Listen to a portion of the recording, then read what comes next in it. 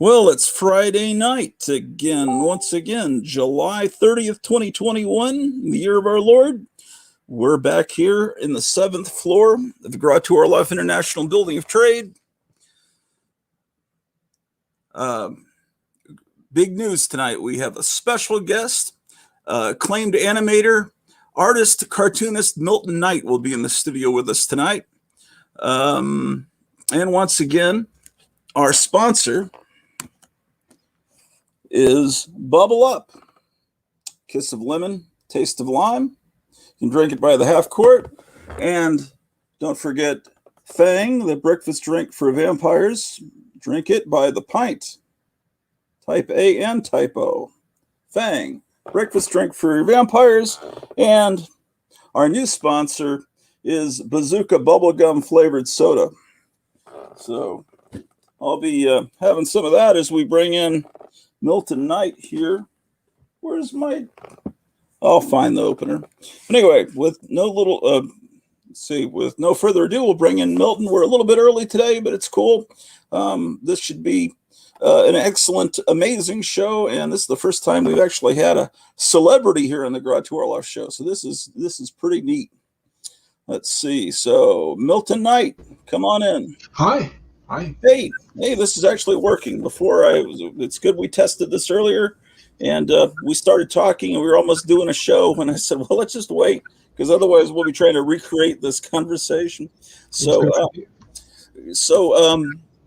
one of the great things about the 1980s is that, it seemed like everything was going bad and bleak with popular culture, and then it seemed to be an explosion of things coming along that I had never seen, and your art, you emerged in the middle of that. But I was telling you earlier, I grew up with cartoons. I watched Popeye every day at 3:30, Popeye and Friends down in San Antonio, and it was the color Popeyes because the local stations had no use for the old black and white cartoons. And then all of a sudden, in the 80s, local stations started to play the old black and white Fleischer cartoons, and VHS was out, and I got to have a whole cassette of Fleischer's Superman cartoons, and it was just all of a sudden, it's like I always loved Popeye, but I didn't know it was this great. Yeah, it's like all these people that saw that Fantastic Four movie a few years ago and said, "Oh, that was great," and it's like, wait, have you ever read the comics from the '60s? The reason you think that's great is because it has a little tiny bit of the coolness of these old comics. And you're picking up on that, but no, the Incredibles, that was a much better adaptation of the Fantastic Four. They really knew what they were doing. But anyway, the 80s is when everything opened up, and then we started trading VHS cassette, my friends and I, and Scopatones came along. We'll talk about that, because we're going to talk not just about cartoons and art, but music too, because I see it all as one big tapestry. But anyway, so Milton, how did you first discover the black and white pre-code cartoons from all the different studios, not just Fleischer, Disney, Terry Toons? Well, I mean, they were hard to see. I read about them in books long before I saw them. But no, there were different ways. For one thing, I collected Super 8 home movies, silents, usually 50-foot cut downs of Popeye and Betty Boop and Felix and all. And they were still showing Fleischer Popeye on the air, and I watched those. My big reintro to Betty Boop was when in the 70s, mid-late 70s, mid-70s, they did a collection of Betty Boop cartoons called the Betty Boop Scandals. Right. Touring. And I saw that, and I saw the Popeye one that came after that. And that's about the time in the 70s when they were plugging Betty Boop again. Yeah. So those became a little bit more prominent. And it took a while for me to start seeing a lot of other black and white things like the Looney Tunes and stuff. And that was largely because of collectors I knew, film collectors, 16 millimeter. Yeah, you pretty much had to get stuff. You had to be part of the film collectors group, right? Yes. or go to a comic convention. In my case, I went to the local college, and they had a film night and that's the first time I saw a Fleischer Superman in the late '70s. I think were you born in '62? Yeah. And I was born in '65. I think just those few couple of years kept me from ever seeing any of those black and white Uh, cartoons until I was like in college. yeah. And the Disney black and white to me were the good ones. Yeah. Well, there were still some good, but in my fifth grade they had this thing after school. You pay $2 and they had two hours of Disney cartoons, and I'm thinking, and it's the first time I got to see them, because before then in the '70s they might have cut up bits on the You're right. world of Disney, or they put it the Mickey Mouse Club into syndication in about '74, Yeah. and you'd see some of the cartoons in black and white. I'm thinking, these cartoons, this is me as a fifth grader, they're really well animated, but they're not funny. Right. Yeah, exactly. Yeah. Aren't funny. I don't know. The IQ of Mickey and Company, to me, was really down from what the other studios were doing. I can see why the Depression people loved them and why they got around the world and all that. To me, it's because they were kind of a blank slate. Mm-hmm. I mean, Fleischer started, I suppose, most of the tropes that other studios ran with, and frankly, I think did a lot more interesting job. Mickey, what people love to see, plucky, happy-go-lucky and stuff, but something like Bimbo, to me, way ahead. I don't want to call these things cerebral or intellectual or anything, but they were a lot more wise and, to me, intelligent. And, I mean, they had a sense of humor. Mickey had a lot of gags. They tended to be clever gags more than funny gags. I don't remember really being taken by surprise with any of them. It was perfect, and they flowed, and I suppose they had better stories, plots than the others, but the others I just didn't know what was going to happen, and kind of worldly, kind of cynical, and that's why I enjoyed them a lot. I think it was the different sensibilities, and that the Fleischer Studios were on the East Coast and Yes. Disney's on the West Coast, and it's just different ways of looking at the world. You people that live in New York a little more cynical and Yes. and angry. Yeah. Which is why the humor of the National Lampoon and early Saturday Night Live is very different from the humor of some stuff that comes from California. It's very different way of looking at the world. Well, also, I mean, remember that Disney really represented Midwest, pure American sensibilities. And this one thing I just thought of, I always thought, some entertainment, like, say, Warner Brothers, the old live action stuff, was kind of like talking to you like a confidential friend. And other things from other studios, like Disney, talk to you like an uncle or a parent. And the thing is, I think mass audiences really do prefer to be talked to on that condescending way. I see it all the time in movies now, where they kind of pat your head and treat you like an idiot and tell you this wonderful story. And MGM was like that too, in my opinion, in their live action. So that's what people went for.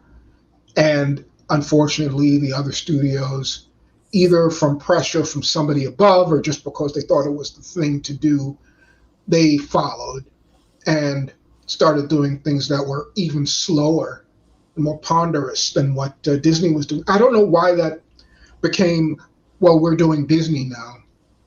But you see things like, the Fleischer stuff and Oswald the Rabbit, and the pacing goes way down. And we see more concentration on, character animation and imitation of Pluto getting his ass stuck on, what do you call it, fly paper. Everybody was trying to do that. Nobody was really getting it. And then you see a lot of this soppy stuff coming from Fleischer, their color classics, overly sweet and all that, insincere. And it's like, this isn't Disney either, but they all made that kind of a change.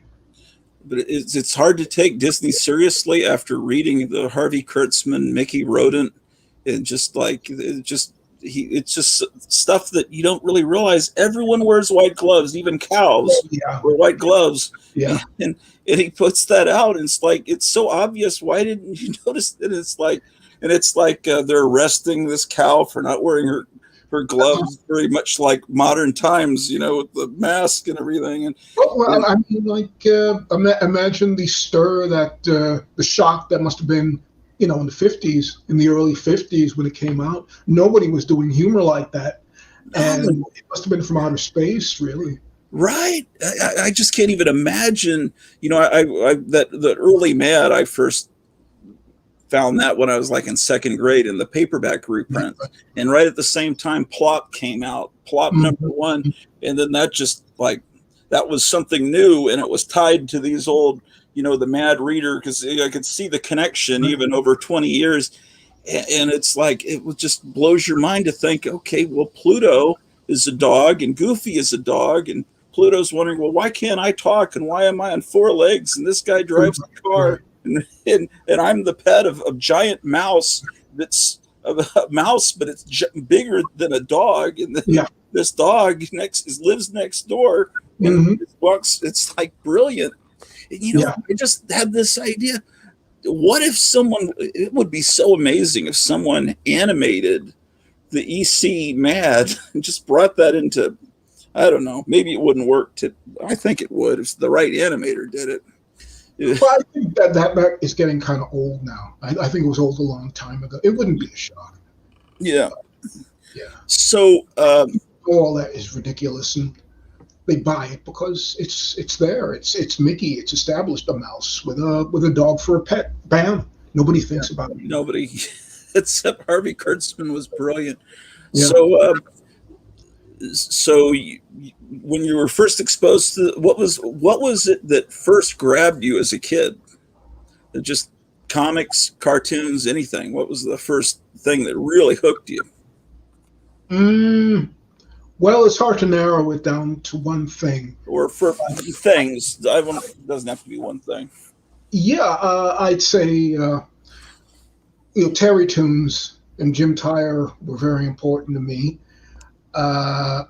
The richness of the Betty Boops I was seeing on home movies was very important to me. Let's see, the books, the historical books of reprints, like the Penguin Book of Comics.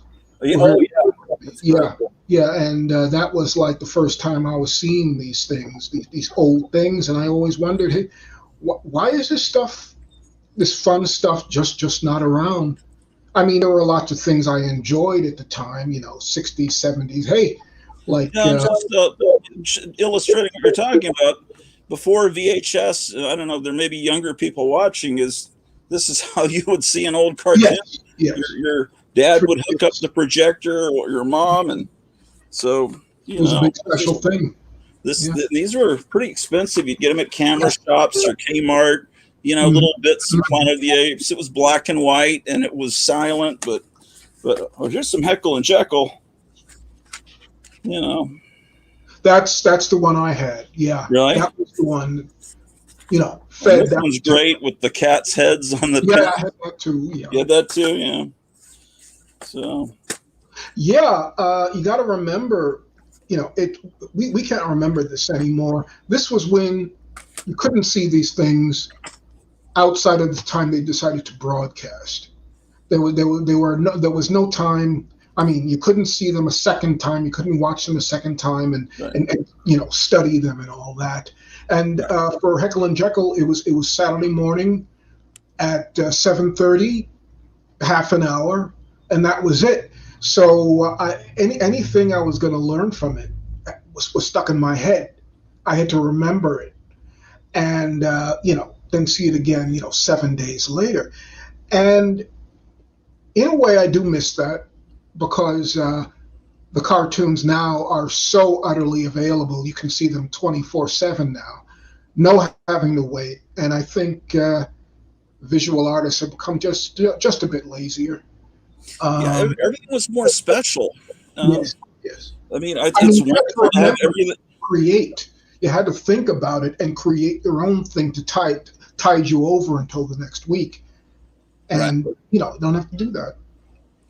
Yeah, it's a blessing and a curse having Yeah. everything available. I mean, there's a guy that has a Terry Toons channel on YouTube with just about everything. Mm-hmm. That cartoon, The Ape Girl, that's amazing. Yeah. I don't know if that ever aired on TV or not. Yeah, I don't think they found a home, well, rather a TV printer. I wouldn't be surprised if they had not. I don't know how that happened because it's not really Paul Terry's idiom to do like sexy nude girls, and it doesn't exhibit his sense of humor. I'm thinking that his partner Frank Moser was more responsible for that one, and it was just an oddball thing. Yeah, I think maybe the movie Tarzan and His Mate, when that came out, Right. was nude. I think that may have been what they were going for because that actually showed little glimpses of nudity. And right. But yeah, everything, the code came in, the Hayes Code, what, in 34 or 33? Well, it was gaining like a little bit of traction in 33. Took over 34. So that's when the cartoons had to be tamed down, and movies in general. Yeah. King Kong was edited. They took stuff out until the 70s, but then Betty Boop was wearing like long pants after that. And right. They gave her a little dog, and that was their choice. And I don't know maybe they thought they were being like Disney or what, but they didn't have to be that dull. They could have done different things with the character. I mean, the first thing they did was making her this Pearl Pureheart type, in peril from this oil can Harry type. And it was like, okay, these women characters are limited. I mean, that in animation's vocabulary, and maybe still now, but at the time, you had your school teachers, you had your mothers, you had your witches, you had your old ladies, and you had your nagging wives and sex pots. And that was really it. So, I mean, they really had to limit themselves, to their own limited vocabulary. So they made her a heroine in peril. They made her like kind of a housefrau. And I think they were trying to open it up towards the end, with her as a mechanic and this and that. But, the character by then had really kind of run its course. I mean, Helen Kane, the Boop Boop a Doop girl, was not in the public eye anymore. Mm-hmm. I think the ending had just about come anyway. Yeah, by like 1940, that was really the flapper was really something from 20 years before. Almost, the character's time was gone, I think, and they tried replacing her with Sally Swing in one cartoon, and I guess it just didn't do very well, and it wasn't a good character. I mean, I didn't like the design, and I also felt like, okay, well, what are you going to do besides her leading a swing band? Okay, what kind of a character is she? Where do you go after that? But that was the problem with a lot of all of the Fleischer characters post Boop. They and Famous never created an original character that was really, a good one. Now, good and memorable are two different things. You had your Caspers and Baby Hueys and whatnot going on, but I don't know. I mean, like some of those cartoons are good, but they never reached a Boop level of character again. And I mean, looking at the characters that came after that, Hunky and Spunky and Gabby, and the rest of them, their best work was always from then on adaptations, Popeye and Superman, and Little Lulu worked out well, even though I don't think too many of those are great or anything. Yeah, I always thought that Casper and Baby Huey worked better in the comics than they did in Yeah, the yeah. cartoons. Um, Well, it was like Donald Duck. I mean, you had to work up some sort of a situation and land for the stuff to go on in. mhm. And that's what they did with Donald, and that's what they did with Mickey in the strip.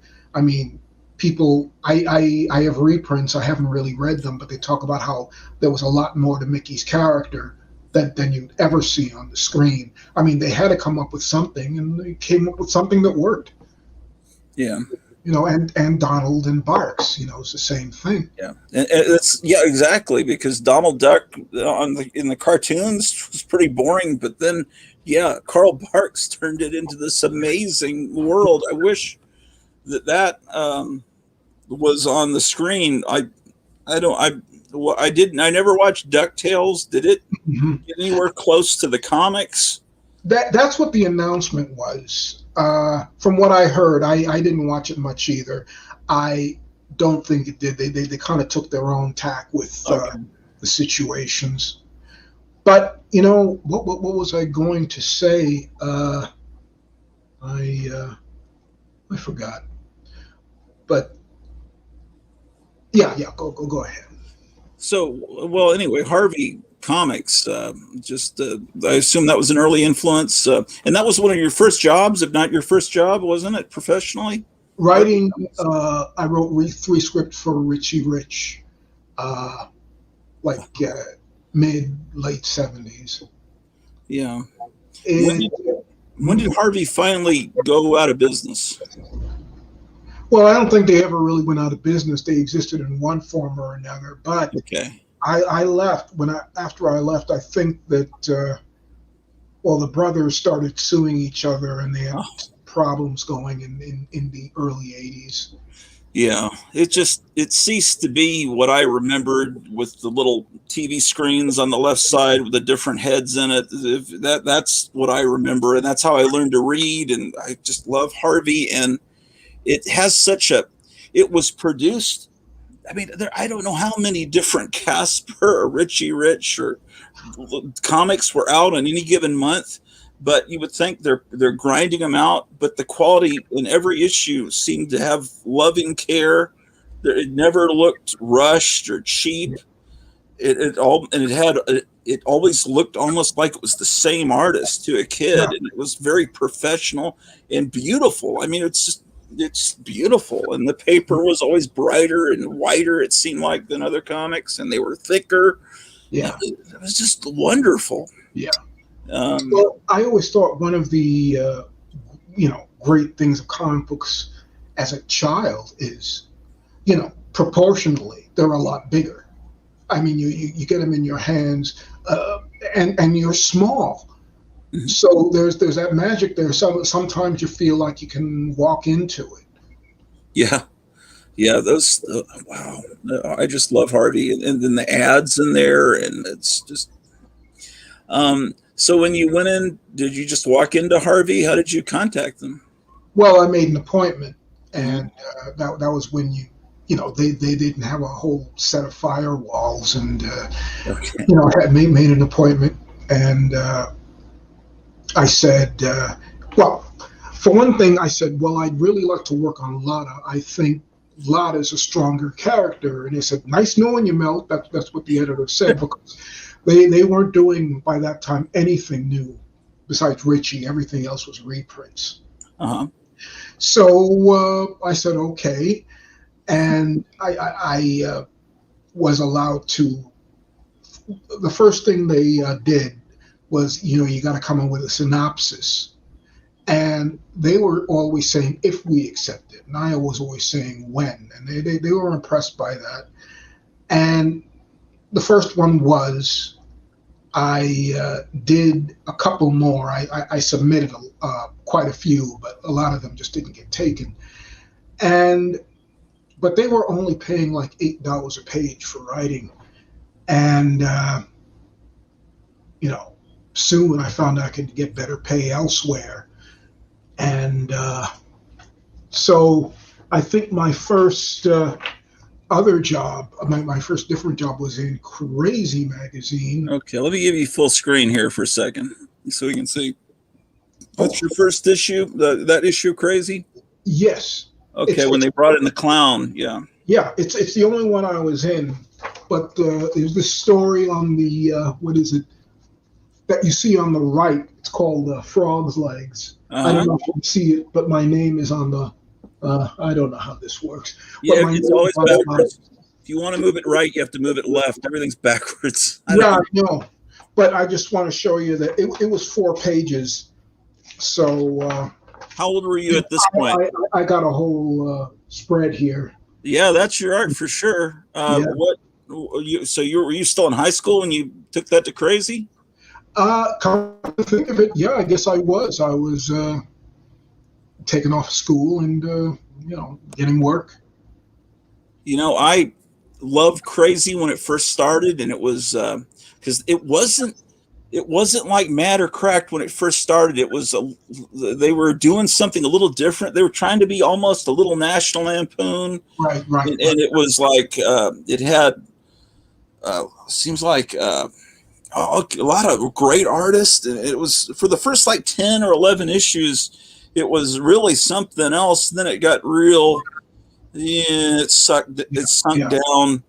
And right. then I was this friend of mine that has a huge collection of humor magazines that comes on here all the time. Tom Smith up in Canada. He says, "But Crazy got real good at the end." And I said, "Well, I didn't know."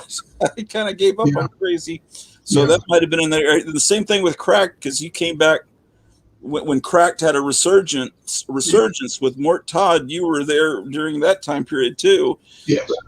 And I had given up on Cracked also, and then I picked up a few good issues, but Mhm. I should have realized and gotten it every month because I didn't really realize there was a new renaissance going on at Cracked. Yeah. No, Um, it was going well there for a while. And I liked working for Cracked because there wasn't a philosophy that you had to like come down to like Mad. At Mad, you had to like be part of that. okay, what would you say Mad's philosophy is?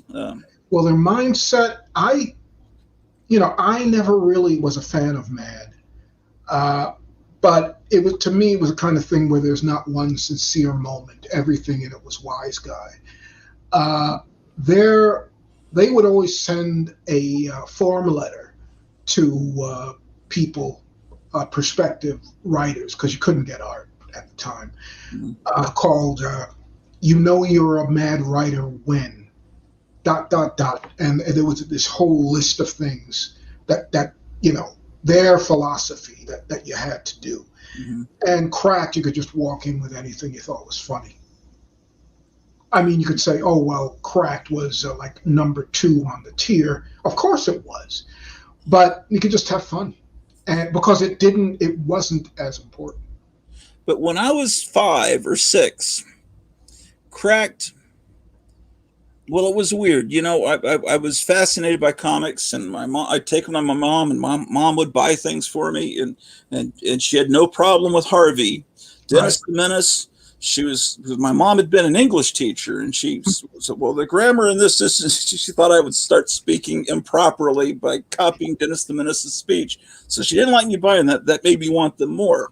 But then I'd see Mad on the newsstand, and my Right. older brothers had Mad, and then I saw Cracked, an issue of Biggest Greatest Cracked, and she had no problem with me buying Cracked, but Mad, she because my dad was in the army, and we were on an army base in Germany, and like, hey, can I buy this? And it has the White House photograph of the White House with the gate, and it says this country is out of order, and she says, no, that's disrespectful to our country, and she says, don't put there, she didn't like some of that in there, but the Cracked, she saw nothing uh, dangerous in that. So I was able to buy it. And I remember, I think I was in kindergarten. I said, I need you to go get this.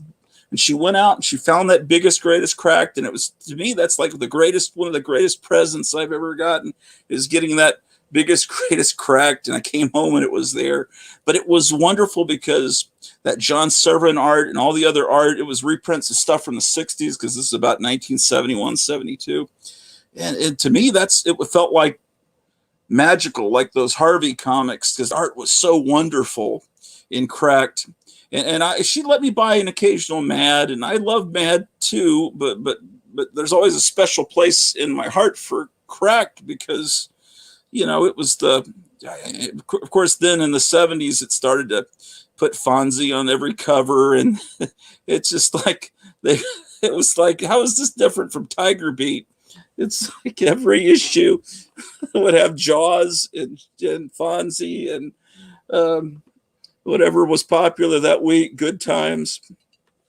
But I love Crack. So that's hold on, your mic's off, Milton. Your microphone.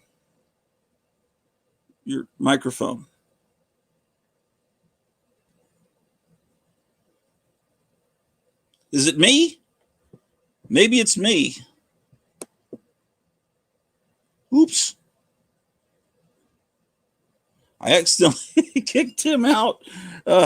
Shit. There he is. Can you hear me? Yeah, I can now. Okay. I don't know. I don't think I touched the screen, but look. Well, you didn't. It just happens every. Okay, so now we know how to fix it. Okay. Right. Okay, let's see what some of our. Let's see. Meyer Greenblatt is like me. He's retired and he's always watching my show. He's a great guy out of San Francisco. Great show, Gratu. Excellent guest. Welcome, Milton. Hi, Meyer. Let's see. Tom Smith says, I'm not a big fan of Mad either. I get exactly where Milton's coming from. You could have more freedom at the other humor magazines. Mad was very mainstream and set in its ways. Tom comes on my show and shows his collection of comics. And in the 70s, I thought, Sick is like way lower than everything else. He showed me on the show, he showed me back from Sick #1. And in the early days of Sick, it was like a really brilliant magazine. This is what happened with all of those magazines, and even Mad. More.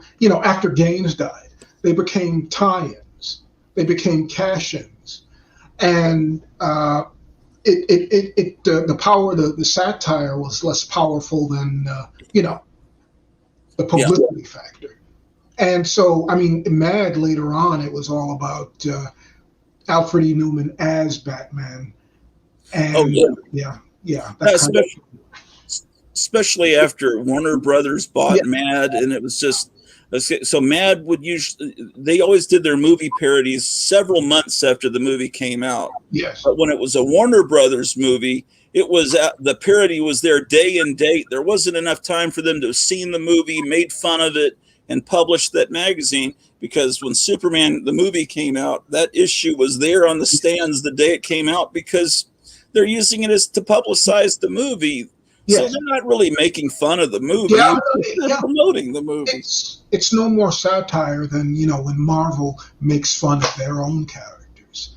It was publicity, Yeah, they're just having fun. But, that's another thing that not Brand Eck was one of the greatest things. This kid in elementary school brought an issue of Crazy #3, not the magazine. There was a comic before that reprinted Not Brand Eck, and I'd never seen anything like this. And then I realized it was a reprint of something from when I was like 1 or 2 years old, and I later got all those. But I tell you, I heard, I don't know, it was an interview or maybe you were on Facebook talking about it, and you were, because I guess you must have worked with her on Mighty Mouse, but it's just like, I love this artist, one of my favorite artists, Marie Severin. She was like mean to you, and I thought, oh no, that's my idol. Was he really a problem, or is she just in a bad mood? Do you want to tell the story? Well, I only met her once in person. That was way before the Mighty Mouse you're talking about. Oh, okay. I brought, this is the issue. One of the issues. This is my drawing, and she. So I just thought I'd pull that out. But she had negative, footnotes on the pages she had inked, and. It was nothing constructive. It was basically, well, I don't like this comic. And I don't know, she took umbrage or didn't like a particular page that made fun of Tom DeFalco. I did not know what this thing even was. But half of the stuff I was drawing in that magazine, I didn't know what it was because everything was tied into Marvel. Yeah. And she didn't like that page and like said, "Well, I hope you think this is funny." And it's like she knew I was going to get half the art. It was totally unprofessional. So that was my last and only contact with Marie Severin. That's a shame. Yeah. Do you like her art? Do you agree with me about her art, or did that sour you on the whole person? No, no. I mean, I am really not into Marvel, and I can see where her art just did not excite me. That's all. Yeah. I mean, clearly a competent, accomplished person, but So it's very similar to John Severin's art. It's weird how that talent runs in the family. It's she's the little sister. Yeah. And of course I respect her, not just for Marvel, but for EC, because her coloring of all the EC comics, and then her coloring of the Marvel comics, against the wishes of Stan Lee, because she made those 60s Marvel comics kind of muted and darker, almost noir-like. And Stan Lee wanted them to be bright and flashy. And so when they reprinted some of those comics in the 70s, they were super bright. They recolored them the way that he would have wanted it. But I read some story that some new person working there said, just ignore Stan. Just do it this way. Trust me. He doesn't know what he's talking about. Right. So I don't know. Maybe she's always just kind of a biting, sarcastic person. Well, I mean, like she was an old timer. She was one of the originals, and she wasn't happy about the fact that these new people were coming in. That's all. I mean, like if she was going to ink Mighty Mouse, she really preferred to ink Ernie Cologne stuff because they had run in the same team. They were in the same world, and here is this new bunch of upstarts. I really can't blame her. I kind of feel the same way about the situation now. But that's write stuff on someone's artwork. No. That like I said, that was totally. Everybody's got to start somewhere. But that sucks. But so you started with Harvey Comics, and you sold a story to Crazy, and and then so where did you go from there? I was doing stuff for Screw at the same time, and believe it or not, that was the place that I enjoyed the most. And because again, freedom, and also the fact that my sense of humor just now, and when I'm allowed to, just naturally runs toward the raunchy and the I don't know, cynical, sarcastic, whatever. And, Screw was just perfect for that, and I worked for them for close to I think 20 years doing comics. Like I did a lot. That's where I first did Slug and Ginger, some of which were eventually reprinted by Fantagraphics. Yeah. And I just pulled that comic out last night. I knew I had that, and I was just showing it on my show yesterday. Yeah, I love that. Thank you. Screw was a tabloid. Was it only sold in New York City, or did it get distributed anywhere else? I think it was a New York City thing. All their ads were in New York City. But it wasn't just a sex newspaper. It had a sense of humor to it, from what I gather. I don't know if I've ever held a copy in my hand. Yeah. I thought it was the grossest thing on earth. I mean, I would keep my sections, maybe get rid of the rest. But, there was definitely a wit that Playboy and the rest did not have. I mean, unless you went in for the Playboy lifestyle, then I suppose you could drink your snifter of brandy and really enjoy it. But again, not my personality, that's for sure. Yeah, it seems like Hefner had great taste in cartoonists, and he hired the great cartoonists. But once they got to him, their art just didn't seem as special or as funny. It's just he wrote all that stuff. He wrote their gags, or he supervised them very heavily. Okay. And so that's why they weren't what you were seeing elsewhere. Okay, so I'm obviously talking about Will Elder, another one of my idols, and Harvey Kurtzman and Jack Cole. Yeah. And it's like, I like their stuff before better. Yes. Well, they had to do it. I mean, it was the same as Mad. It was like if you know you're a Playboy cartoonist, win. It was that sort of thing. Can't stand that. Well, then you know that your life is secure. You're not like going from one job to another. It's like you've got a career. You've got probably retirement and medical. If you're fortunate, yeah, yeah. But a lot of people do pass in and out of these things. I mean, when I say you're a mad writer, win, that doesn't mean you're going to work for them forever. It means that this is what they want for their magazine.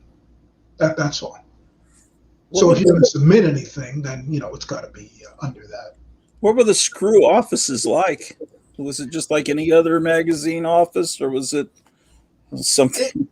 It was pretty tacky, and I just wrote about it for somebody. It was the upper floor of like a business office on 14th Street, West 14th Street, and it was like a newspaper office, really. If you think about the newspaper offices you used to see in movies, it was like not clean, really. Maybe a mop here and there, but paper everywhere. Just the kind of world I do miss. Was it weekly? Yeah. So it was a newspaper. That's what they called it. So I picture it like the Monster Times, but with boobs instead of monsters. Worse than boobs. I mean, like any sort of degeneracy you can think of. Well, I remember in the 80s when we trade VHS cassettes all over with my friends all over the country. We'd get copies of, what was the public access show, Midnight Blue? Was that? Yeah. So I remember that show. But I always saw covers of Screw with just amazing underground art, and some of your art that may have been how I was first exposed pictures of it.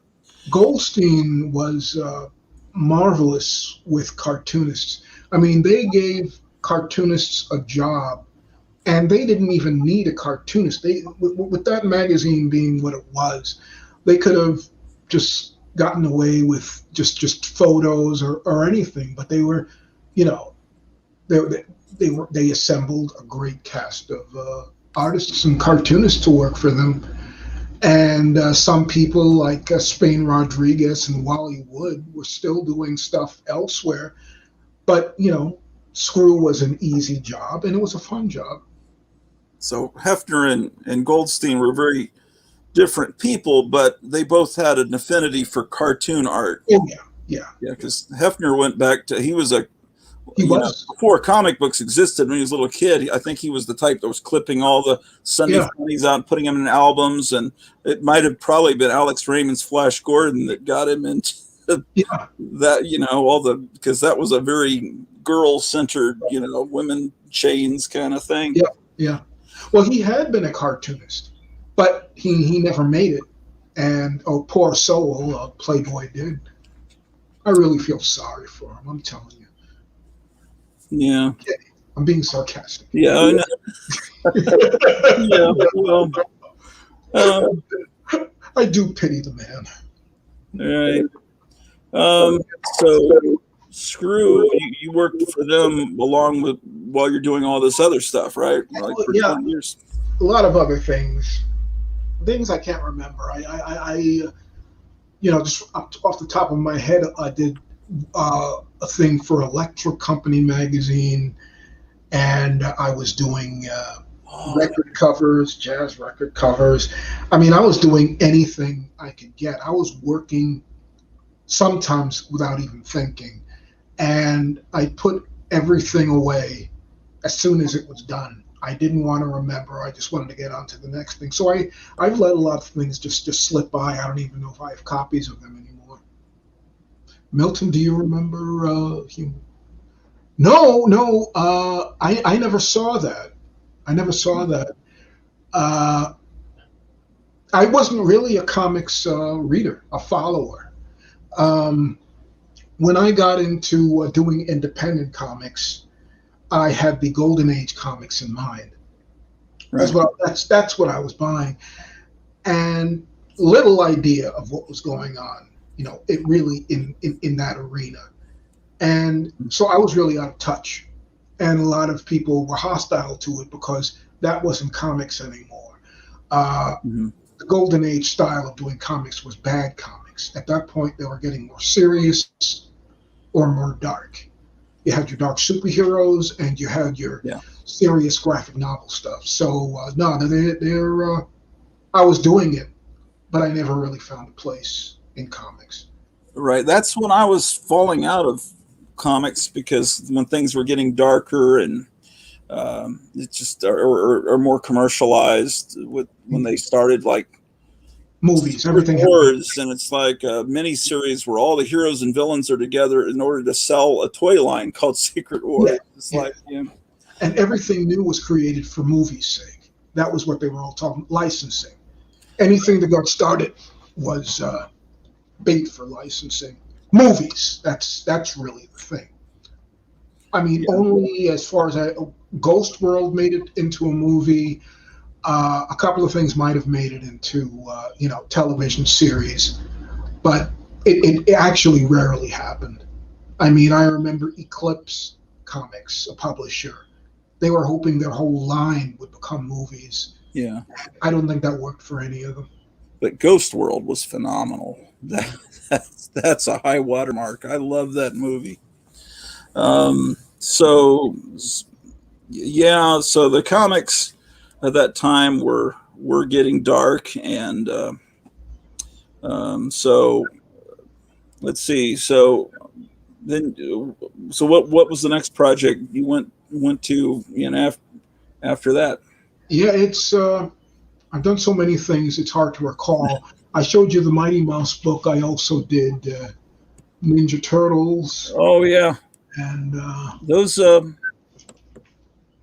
I see. I was never see. There's a lot of these comics that you did because I had fallen out of comics right about the time you started, and I remember seeing some of it, and I picked up a few, but I missed.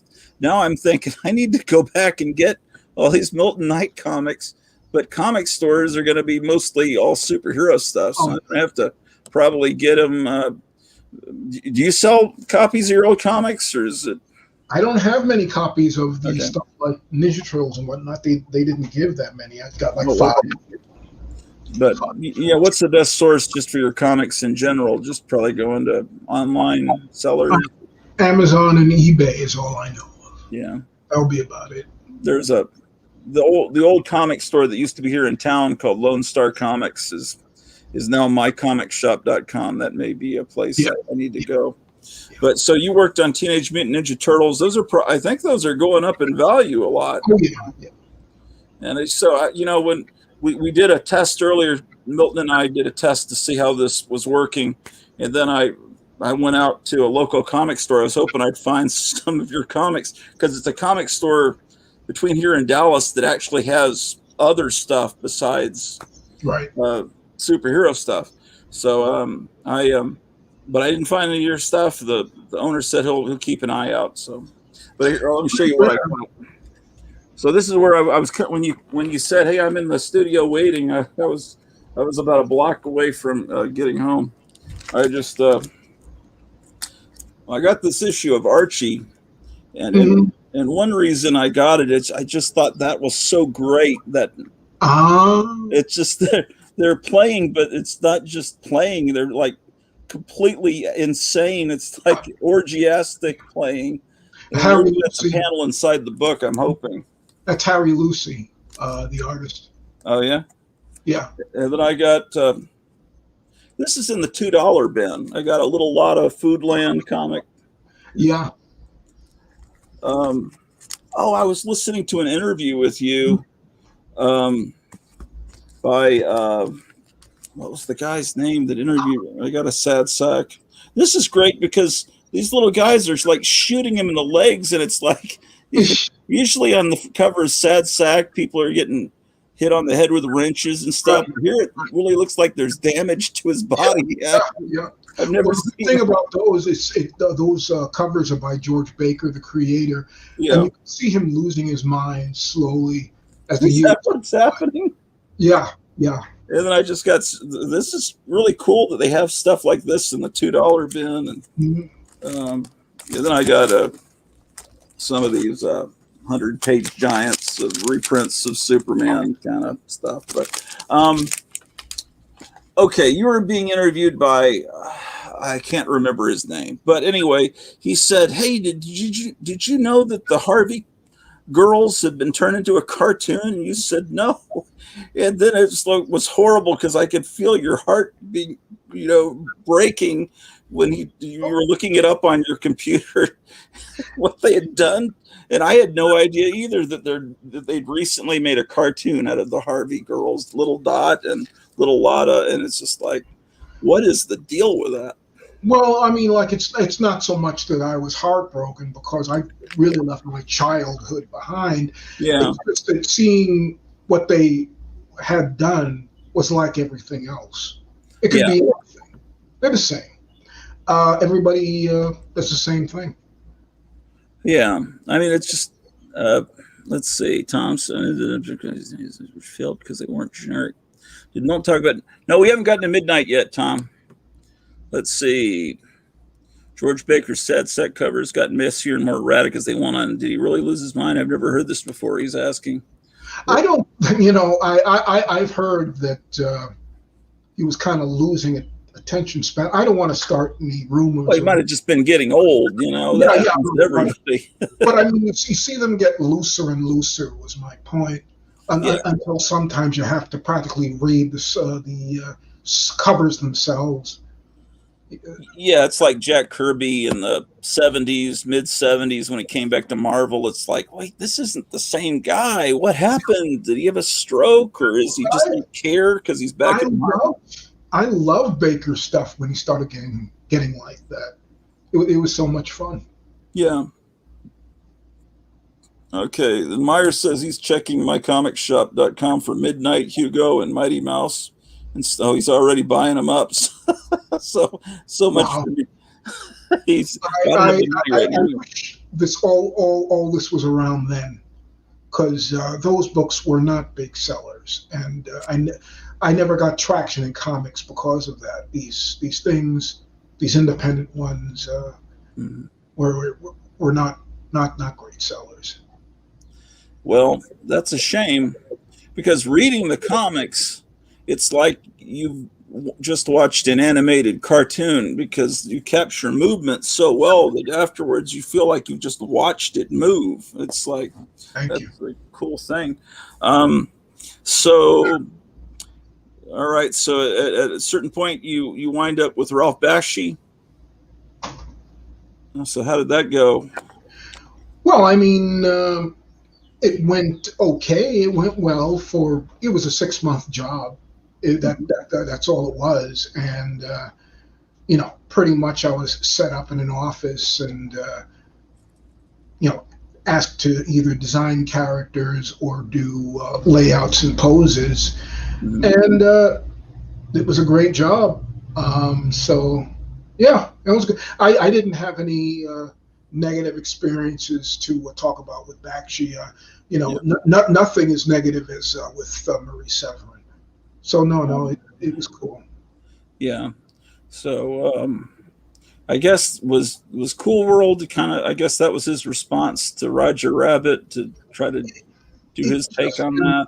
Because the reason people wanted to see Cool World and why they wanted to enjoy it was because they thought you'd see the sex tease that Roger Rabbit had, just brought to fruition. It's like, this isn't going to fool around.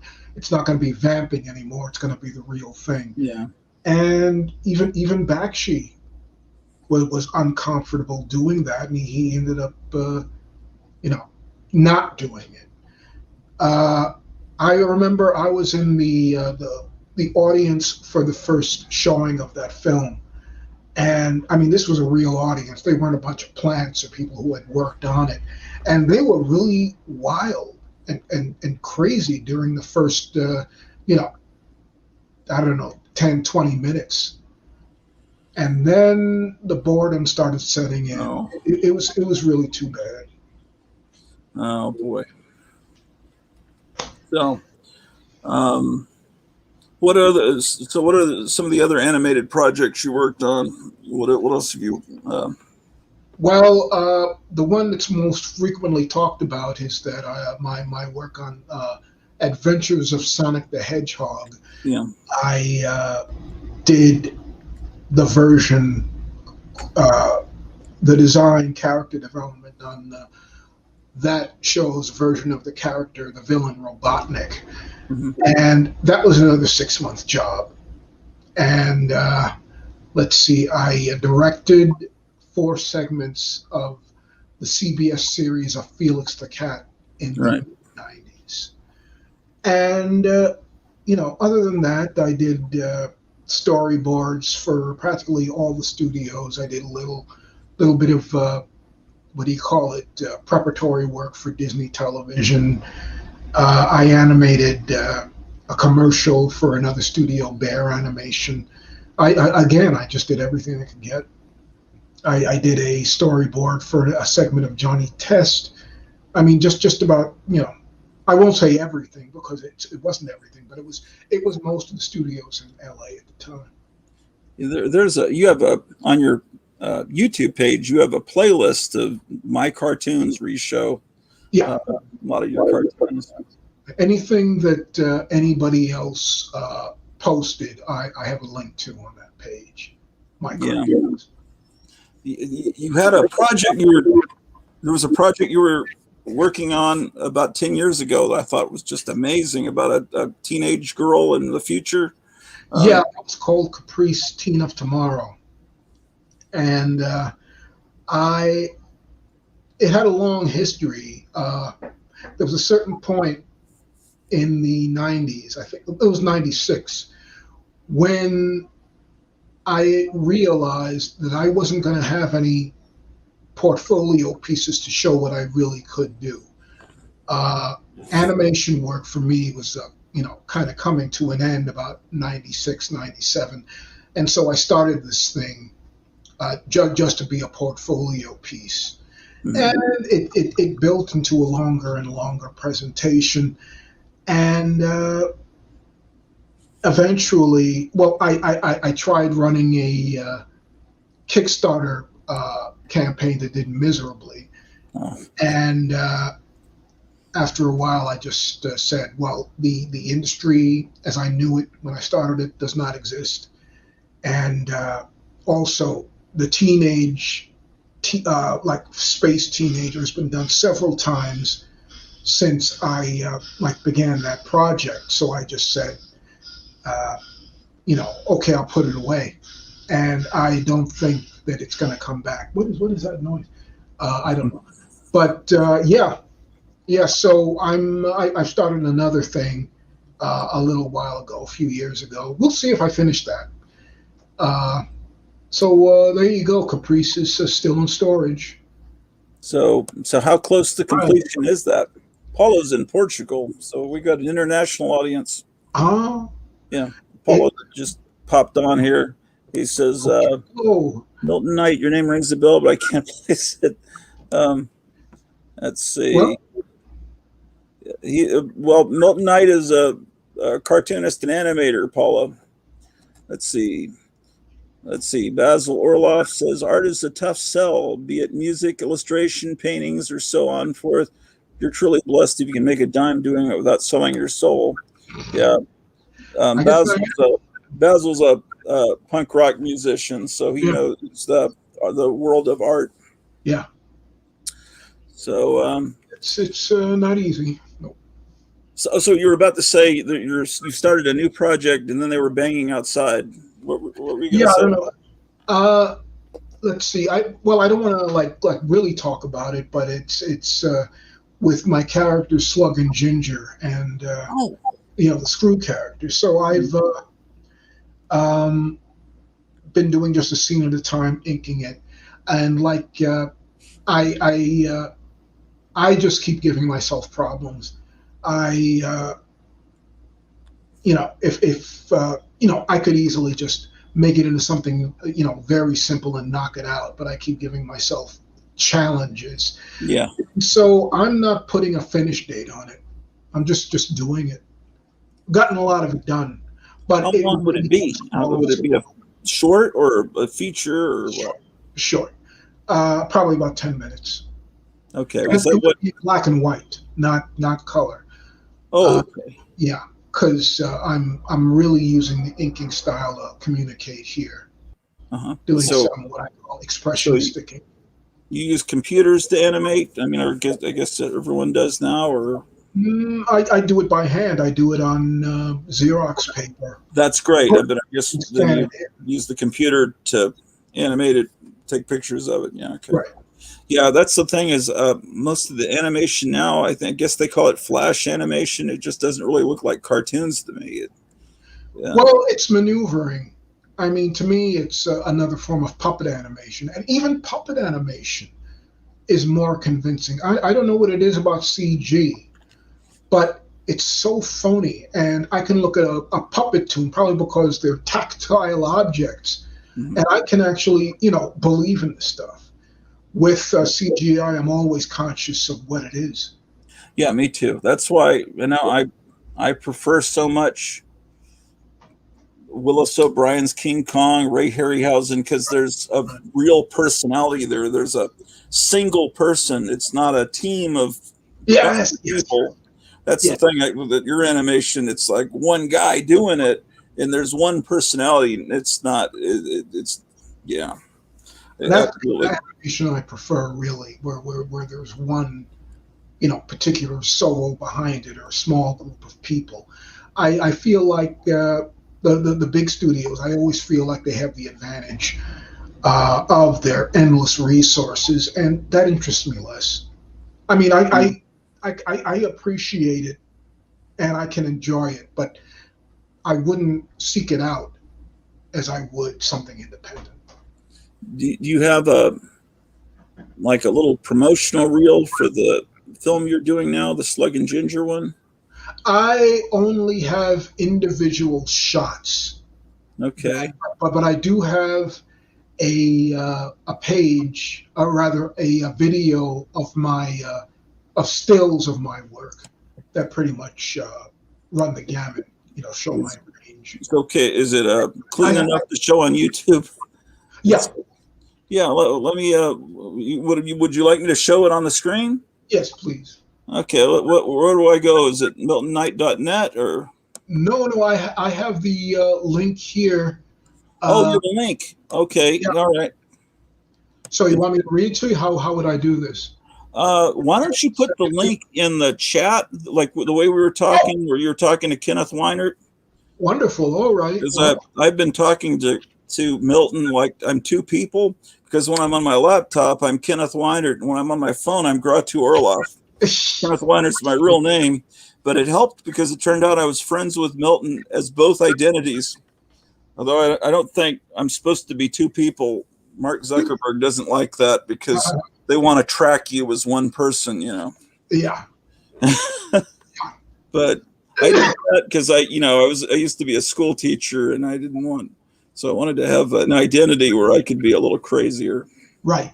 Understood. I And put it up in chat. So did you put it in the chat of Kenneth Weinert or in Gratu Orloff? well, whatever we're using, I don't know. Let's see. It's on your Gratu Orloff show. Yeah, that's on my phone. If you could, Okay, well, I'll put it into. yeah, send it to Kenneth because that's on my laptop. I'm sure there's a way I could do it, but since I'm on the laptop, I need to Okay, be that person. okay. Let me turn on Facebook. Oh, okay. Yeah, there you go. Let me Just on see. a separate window or something. Yeah. Then we can share. I was telling Milton earlier we could look at cartoons that influenced Milton or music because Milton has a lot of the same musical influences that I have, and so we can I talk put about a lot of things. Okay, there it is. Okay, I've clicked on it. Now I will share the page. Share screen. Oh, share screen. I'm still learning how to do all this.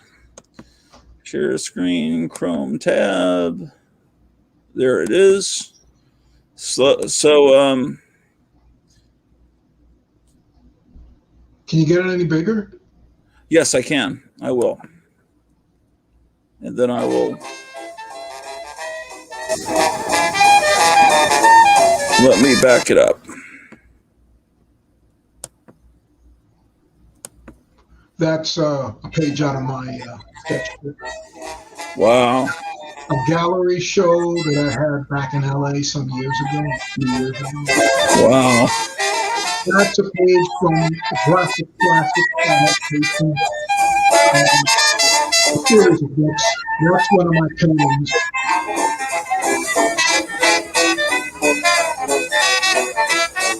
That's a sketchbook page of Chaplin.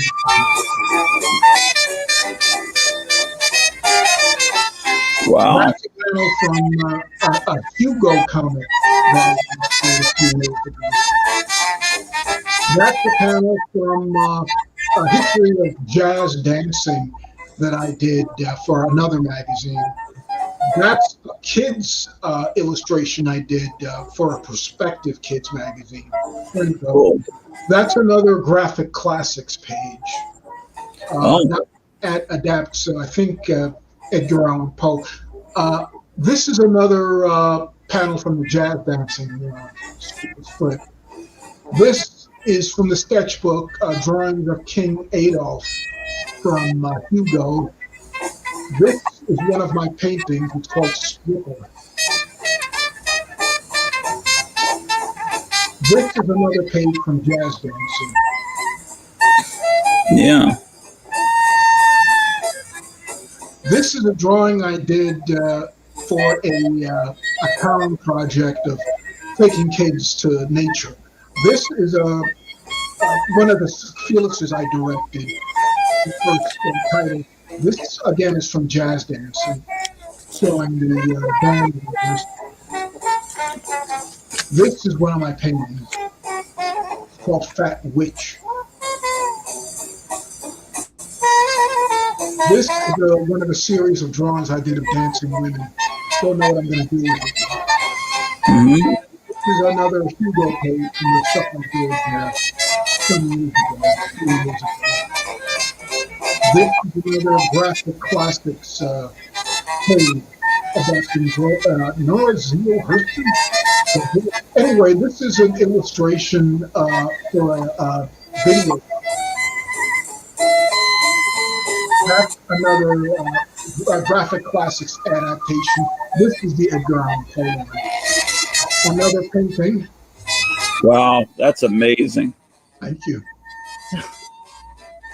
And this is from the Hugo. And I think that's about it. Wow, is that painting sold? Which you mean the dancing? Yeah. No, it's behind me. I don't know if you can see it or not, but it's. I guess you can't. Oh yes, you. Well, hold on. It's right here. I don't know how it works. I have to see it again. I think part of it you can see. I don't want to move it. Let me make you full screen here. It's behind me. I don't know if you can see it or not. On my left here. What am I on my left? Okay. That's it up there. Oh, okay. So I still got it. Yeah, that's cool. Thank you. So, getting some kind of weird glitch. Oh. Let me turn my microphone off and back on. Okay. Okay, maybe it'll work better now. So, there's a question in the chat. It says, this is Captain Strangelife, who's like he was like the first guy on YouTube to have a comic book channel. Like, he's the guy that started it. And he's asking you, does Milton think that Cool World may have done better at the box office had it been an all animation movie? It seems to me that people generally were not ready for a live action and animation film. Well, I would disagree with that because Roger Rabbit was such a hit. That's why Cool World was done in the first place. I just think it was not a good film.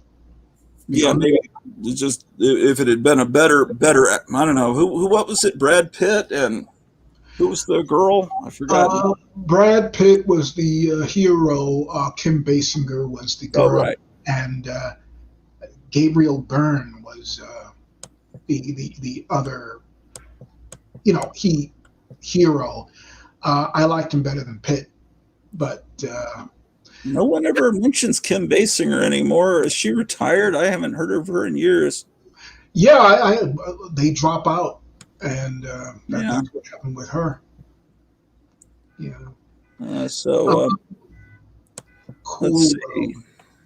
I think one of the things that harmed Cool World was that there was this enormous amount of money being spent.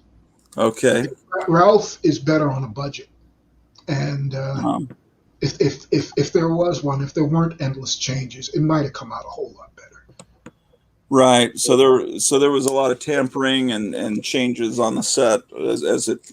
It was the first production I had ever worked in LA, and I was totally shocked by the fact that these movies, a lot of them are done without even knowing the ending. And they will change their minds along the way and improvise and this and that, which makes for a lack of cohesion. I was used to the kind of system I had, like starting out in Harvey Comics, where you had to have your plot straightened out before you went ahead. So I think there's too much indulgence in Hollywood. Yeah. There was. I remember. I guess the first Ralph Bakshi movie I saw was Wizards when I was. Yeah. My older brother took me to see that, and Yeah. and I mean, I liked it. It was a pastiche of a lot of things. Cheech Wizard, and it had some wonderful stuff in it. I remember that. I guess he ran out of money, is what I understand. So the beginning they show like these Mike Plug illustrations that I think were meant to be animated, but they might have run out of time or money, and so. Yes. But it was wonderful to see those illustrations. But that's my understanding. Yeah, he just like we've said with Goldstein and Hefner, they have great tastes in cartoonists, but they each do their own thing with them, and sometimes Bakshi wasted them. And they both seem like kind of rough New York guys that maybe grew up in the wrong neighborhood and had to be kind of tough. Yeah. Yeah. Even though they were well, I don't know that Al Goldstein was a comic book guy when he was a kid, but Yeah. Ralph Bakshi, you hear him interviewed, he seemed like a tough guy, and same thing. That's kind of a thing to me about Hollywood right now. They're all coming from the same background, and there's not that melting pot like there used to be. So Paulo from Portugal wants to pop in and show you something. He says they have something absolutely have to show Milton. And okay, so let me put a link for Paulo to come in. You don't mind people coming in, do you? No, that's cool. I mean, as long as they aren't upset by what I say, because a lot of times my opinions are people want to hear. If they're watching my show, they're used to opinions all the time. So these are some of the regular viewers.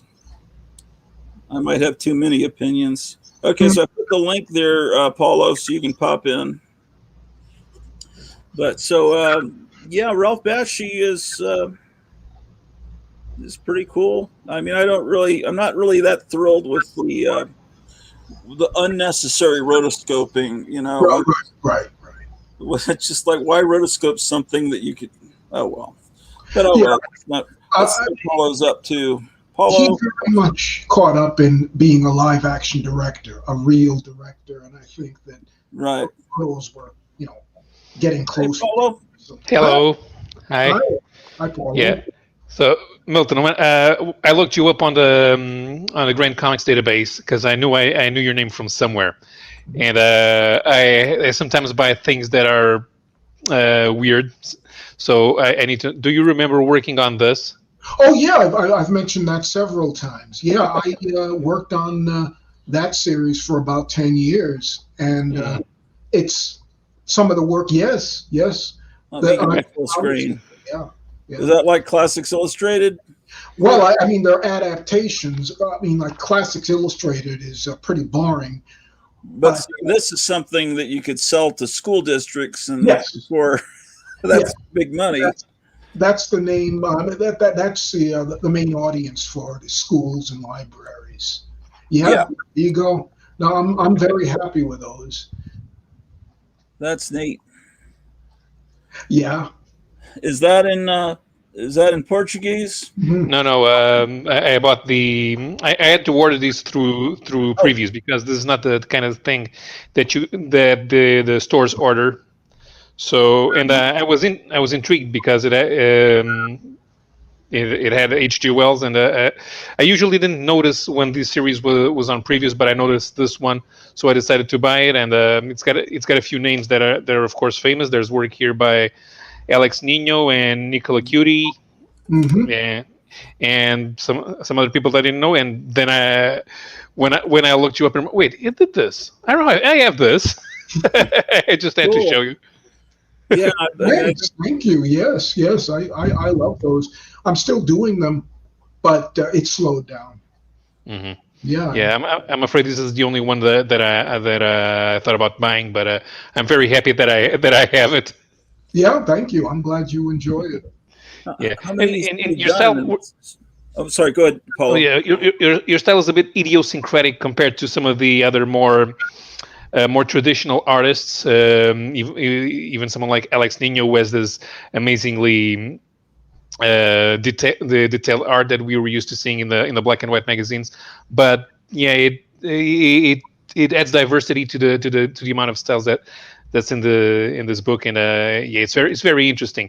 I was looking at your artwork, and so when I saw those little bits of Charlie Chaplin that you did, and I thought, if you did a graphic novel with a biography of Charlie Chaplin for the European market, it would sell, Oh. because biographies in France, they're selling like hotcakes. Mhm. Yeah. Well, I'll keep that in mind. Thank you. Hmm. Yeah, because Paulo's in Portugal, so he might be able to tell you what you might be able to sell stuff to a foreign market if Yeah. people Yeah. here are I buying. I can read I read comics in 5 languages. Oh. Well, I'll have to please contact me. Hmm. I don't know if you're on Facebook, but I'll try to scope something out. I don't have contacts in the industry, but I know people who do, and I'll try to scope something out. See who's the ideal person for you to talk to. It's kind of a bloated market. In France, they published 100 new graphic novels a week. jeez. so so yeah, it's not easy getting there. But there was the Stalin graphic novel sold very well. There's a graphic novel on Magellan that I have the Portuguese edition. There even stuff that's not exactly biographies, but they're doing adaptations of Agatha Christie's novels, and I'm also buying the Portuguese edition. So there's a lot of stuff that they're doing in France, and your style would work well there, I think. Well, I want to point out that more recently I did a mini comic Hmm. about C.L.R. James, who is a black activist, Hmm. and Hmm. so yeah, so Oh, I'm cool. familiar with doing bios of people. I have done it. Cool. That's great. Yeah, How I do we like. obtain that? Well, the guy, the publisher, Dave. Oh no, I'm sorry, Paul Buell contacted me about doing this. It's for PM Press, and so I did the book. This was what, back in not too many years ago.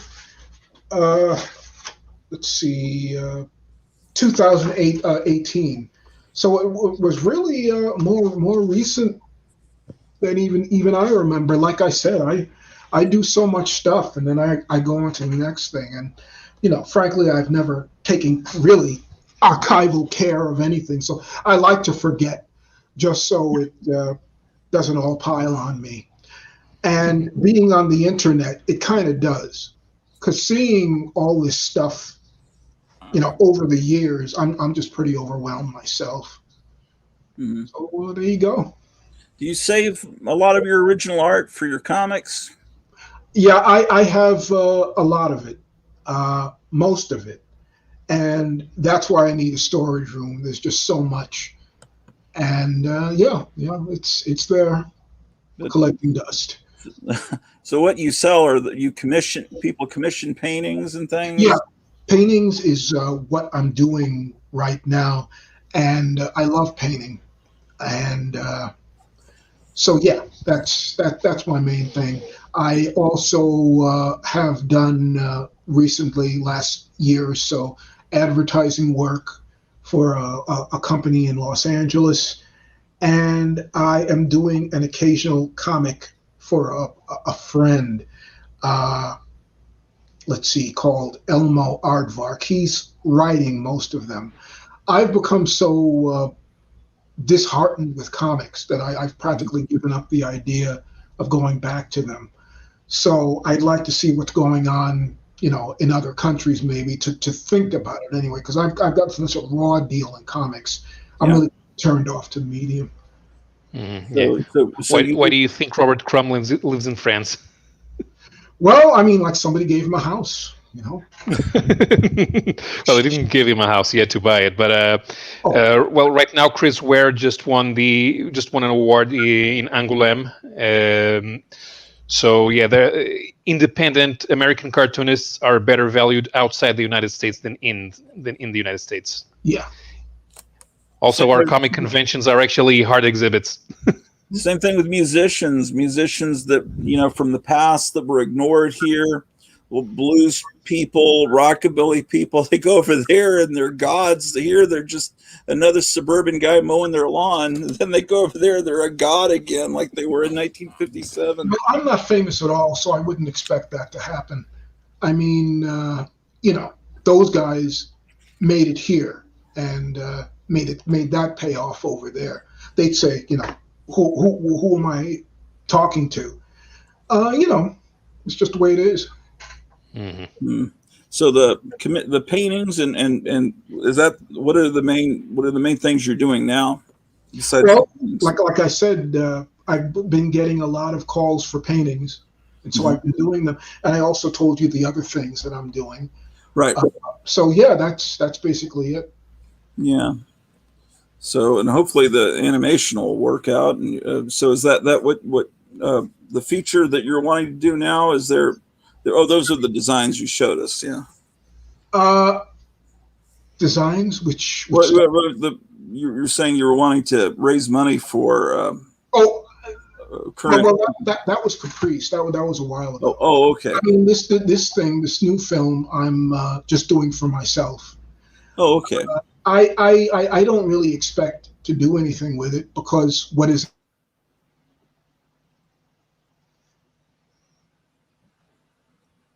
your sound cut out.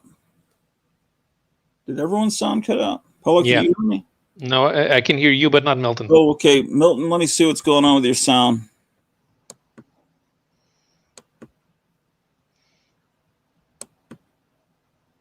It says that your mic isn't connected. Okay, he'll just come back in, and usually that fixed it last time. Mm-hmm.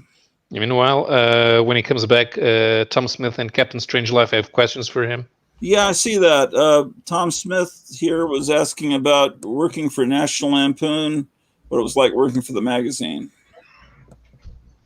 I'm back now. Yep, yeah. Cool. I think I'm back now. Yeah, you're back. We can hear you now. Yeah, just for some reason the mic, you have to get out and come back in for your mic to keep working. Yeah. Anyway, one of the Tom Smith was asking about working for the National Lampoon, what it was like working for the Lampoon. Well, I only did 2 spot illustrations for it, and it was a good gig. It came and went. Okay. Was that in the 80s? Yeah, that was about 84, I think. Okay. A lot of these things, I got these jobs when I was like 22, 23 years old. Right. And I feel like by now, with the knowledge I have, I wish these things existed anymore so I could just do it right this time. Right. Let's see. Captain Strangeleyes says, "What inspirations might you have had that led to your career decision becoming a cartoonist and also your cartooning style?" Well, I mean, I just know that I loved it very much.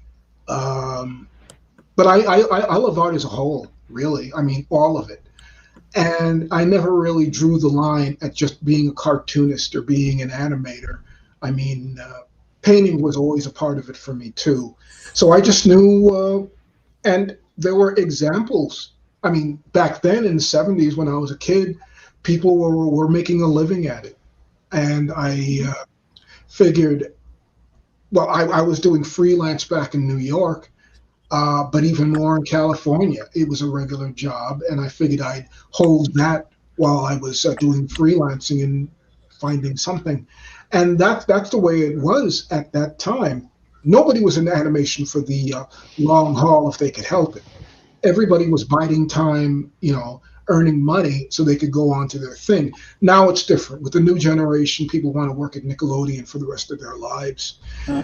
But yeah, that was those were the two main things. For one thing, I just knew I could do it, and I loved doing it, art. And also, there was the very real possibility of making money at it.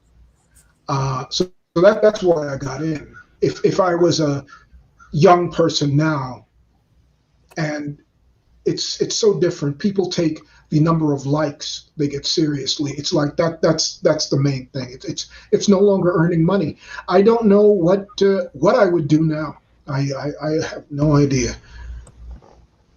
So I was just born at the right time. Tom Smith wanted to know if Midnight and Ginger are the same character. That's they're not supposed to be, but back then I was officially following the Harvey method. I was altering the characters as little as I possibly could because I thought it was neat. I had learned it from them. So Midnight has this cowlick going up, and Ginger has a cowlick going down. Right. If I could find, so yeah, they are not the same character, and it's confusing for some people. Well, it's like Richie Rich and Casper. People think exactly. Casper is Richie Rich after he dies. Yeah, it was a template. Yeah. Yeah. I always think of I guess it was Marie Severin that drew it. You know what I'm talking about, Milton? That issue of Crazy where they have Casper the dead baby and they have Casper's secret origin and how he was horribly killed by his stepmother. Yeah, I've heard about It's like, well, I mean, I saw that when I was a little kid, and probably it's like, well, maybe I was about 10, but it was so twisted, it just sticks in my head. Well, I mean, it's true. Because it was drawn in the style of Harvey. It was yeah.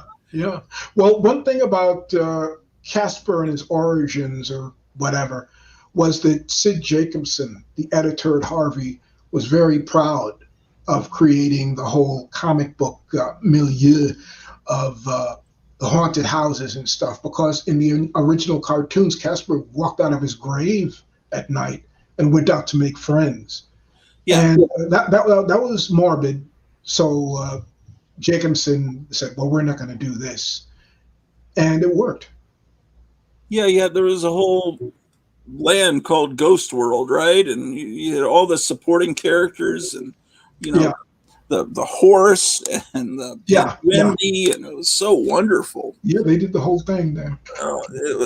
But there was that one Casper cartoon that was so haunting where he had he was friends with a fox and it died and then it comes back. That's probably my favorite. Yeah. And they were always in the Casper comics. They'd always say, "See us on TV."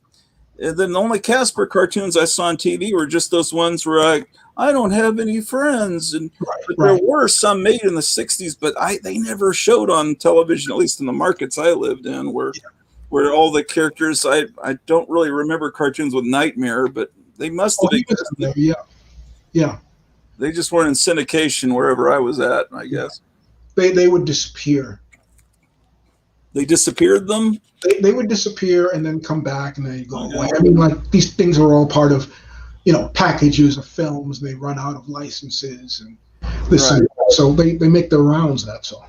So every so often something will appear on YouTube and I've never seen it.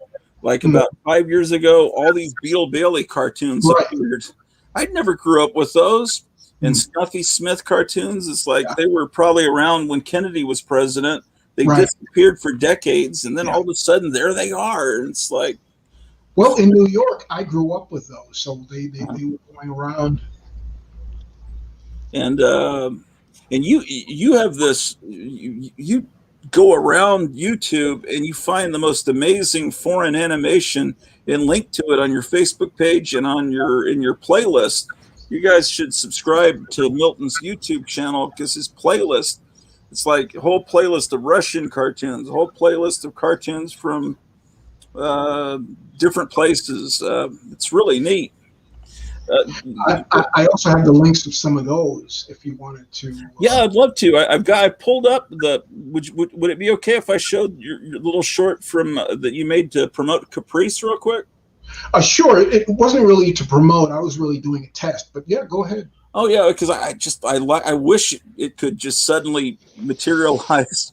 It's like I was thinking we're trying to move from this house and move to somewhere maybe out in the country that bigger but less money and less property tax. I'm thinking if we come out and have an extra, maybe we could just help him finish one of these movies. But I don't know that. I'd have to talk that over with my wife. Let's see here. Let me just take the opportunity to step out. I'm going to have a live stream at 6, and I got to get ready for that. But thank you very much for having me on, Gratu. It was great meeting you, Milton. Thanks, Paulo. It's always nice when you pop in. I'm going to see if I can talk to somebody so we can get you into the French market. Thank you so much. Thanks for thinking of me. Okay. And yeah, thanks, Paulo. You were mentioning earlier that you work for the Electric Company magazine. Yeah. I did a 2-page illustration spread for it. That was an interesting magazine. It was, Sesame Street, and then the Electric Company had magazine versions that people have forgotten about. Yeah. But the Electric Company, I remember, they had artists like Al Jaffe and all kinds of whoever was putting that magazine together. It was really interesting. Yeah, well, they had good taste too. Yeah. Hi, my name is Milton. Hold on a second. I want to introduce you to my project. There we go. Hi, my name is Milton Knight. I want to introduce you to my project, an animated cartoon titled Caprice, Teen of Tomorrow. Creating, writing, and drawing have been like life forces for me. I've been cartooning since the age of 2. I started working professionally at age 16. I created illustration, comic books, record covers. And in 1991, I moved to the West Coast to work in animation. But because so many hands were at work on these films, and because most of it was sent to be finished by people I would never meet, very little of my animation work ended up being truly what I wanted it to be. If I were to make a cartoon that was as well drawn and as funny as it should be, I would have to do it almost entirely on my own. Caprice is pretty much a one-man project. I wrote it, designed it, drew it, and painted it. It's exhilarating. It's a space fantasy, a blighted twist on the ideal future. What is this kind of future like for the lower middle class? Caprice lives the normal life, with home and family during the day.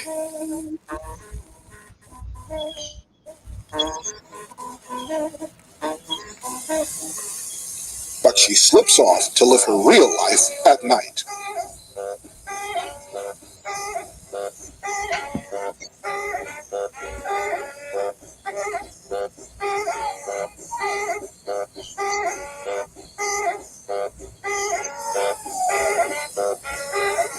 It's a happy hamburger idyll, but from the bowels of a condemned planet, danger threatens.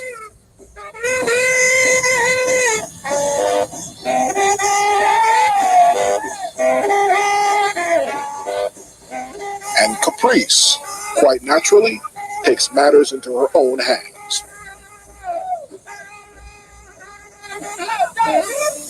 I've worked on Caprice between, after, and during other jobs, artistic and otherwise, for quite a few years.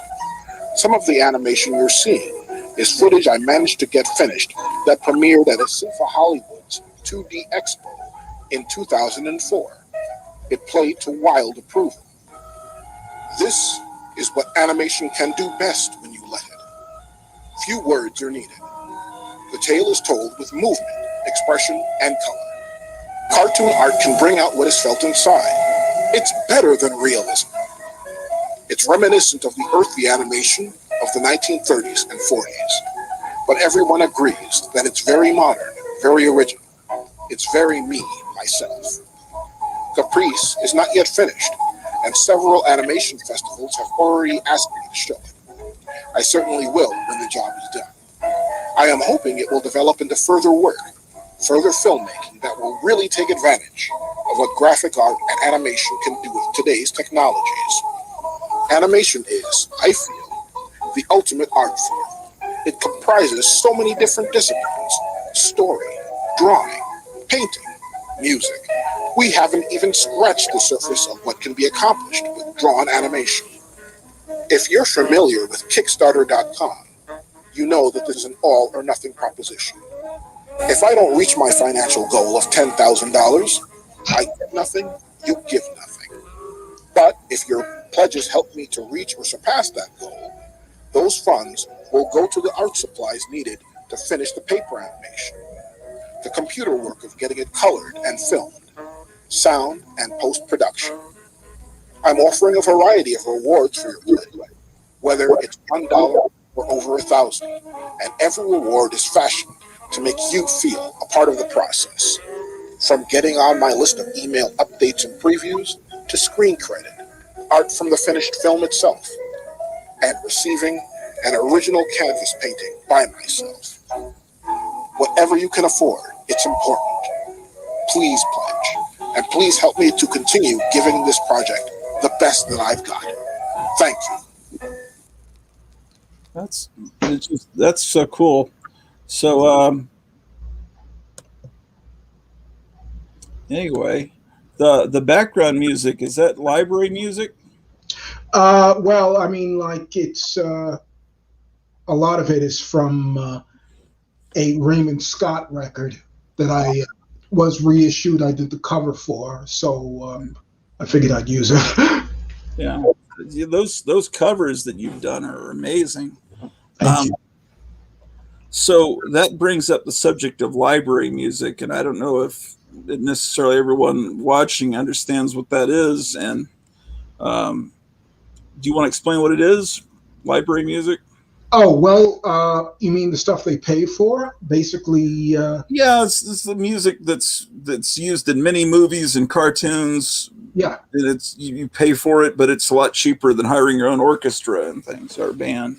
Yeah, we've heard this stuff for years, and it's very familiar to us. And we a lot of times we don't even think about it because it's part of the American landscape.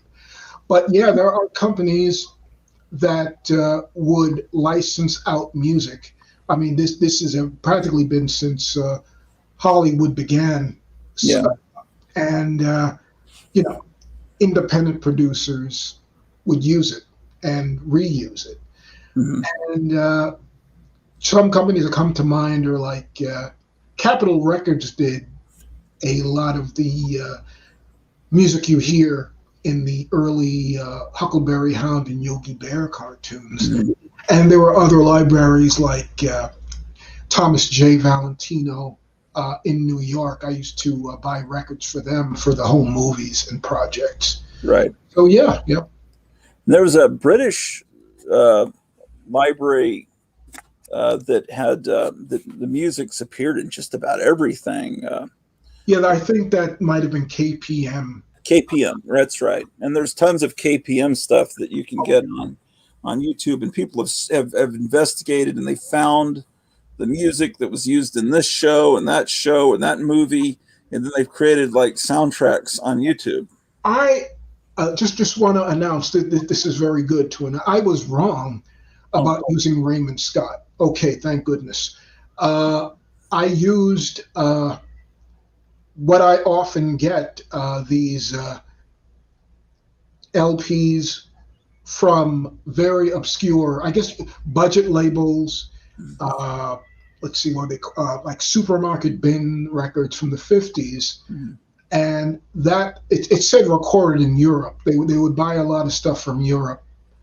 And this was an LP, I forget what it was called, but it was all jazz from classical music. So that's what I used. It didn't even credit it. So yeah, that was great. So people have found the background music that they used in Monty Python and the Holy Grail. Oh, yeah. They used in the 1966 Marvel superheroes because the music was great. Mm-hmm. And so, and then the people posted it on YouTube.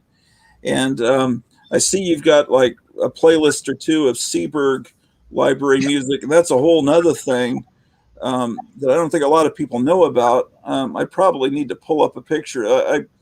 I years ago I bought a jukebox from a guy that was a big dealer in jukeboxes, and he had a home library unit.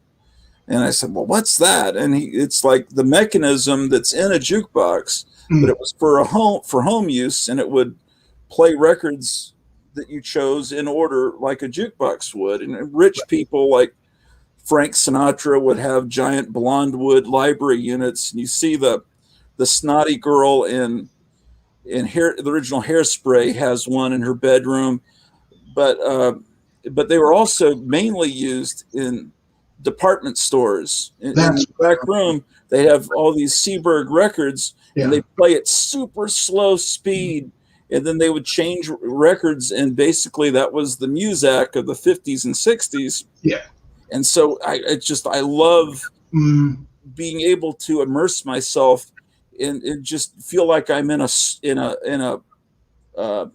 Woolworths or a Sears in 1957 or 62. I miss that sort of thing because now when you go into stores, you have these independent stations that play, top 10 or whatever. Right. And, it's, of course, it's not lush. It doesn't take me any place that I can't get to just if I turn on the radio. But, that's the way it is now. And that stuff, the old stuff we're talking about, the orchestral stuff is very much revered and collected because it's so rare and because people like it. Yeah, there's a gas station, an old 50s gas station about a block from here. And one time I was coming home and it had been turned into an antique store with all this 50s furniture. And you go in there and they had it all laid out like a living room from different eras.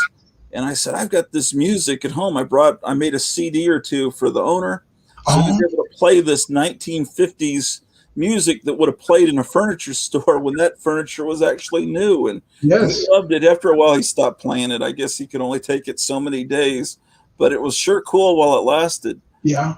I'm going to share the screen to show what I'm talking about. This is on YouTube. I just typed in Seberg background music, and this is kind of what it looked like. You can pick out different eras. Like this is music from April 1st of 1971, but in different eras. Here's 1964 music. Play it for a second. It's like 44 minutes of it. So if you own a store, I know there's Gotham City Comics is a store in we're in yeah, please skip the ad. Can you hear me? Yeah, I can hear you. Okay. Yeah, I was trying to skip the ad. It wouldn't let me. Yeah.